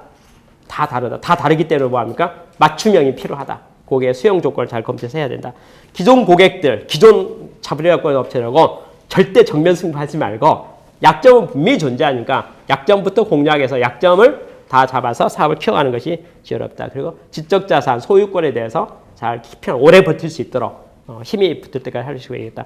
시너지 효과를 위해서 그러니까 일단 사업이 성공하고 나면 일단 되고 나면 부대 효과도 있잖아요. 여러 가지 같이 편승해서 할 수 있는 것들과 진입장을 만들 수 있는 것들 그것들을 이제 적극적으로 공략해서 좀 사업을 굳건하게 키워갈 수 있도록 획책되도록 그렇게 좀 해야 될 것 같다. 그리고 아직은 벤처기업이니까 모든 것을 다 혼자 다 하려고 하지 말고 내가 잘할 건 내가 집중하되 나머지는 아웃소싱을 하라. 근데 아웃소싱 팀을 잘 짜라. 좀 좋은 멘토를 좀 소개받아서 그래서 팀이 강하면 A급 팀이 되면 실수가 없겠죠. 시나리오 경영을 잘 분석해가지고 리스크에 대해 미래에 대한 것은 어찌 될지 모르니까 다양한 시나리오를 만들고 그 시나리오에 대한 것을 분석해서 대응하면 좋겠다. 뭐 그런 내용이 우리 책의 내용이고 실제 사업을 지금 시작하려는 사람 또 사업하고 있는 사람 또 뭐 사업에 있어서 약간 좀 정체에 있는 사람들에게 있어서 이제 아주 좋은 팁을 주고 있다고 생각합니다. 이상으로 10가지 창업 전략에 대한 강의를 마치겠습니다.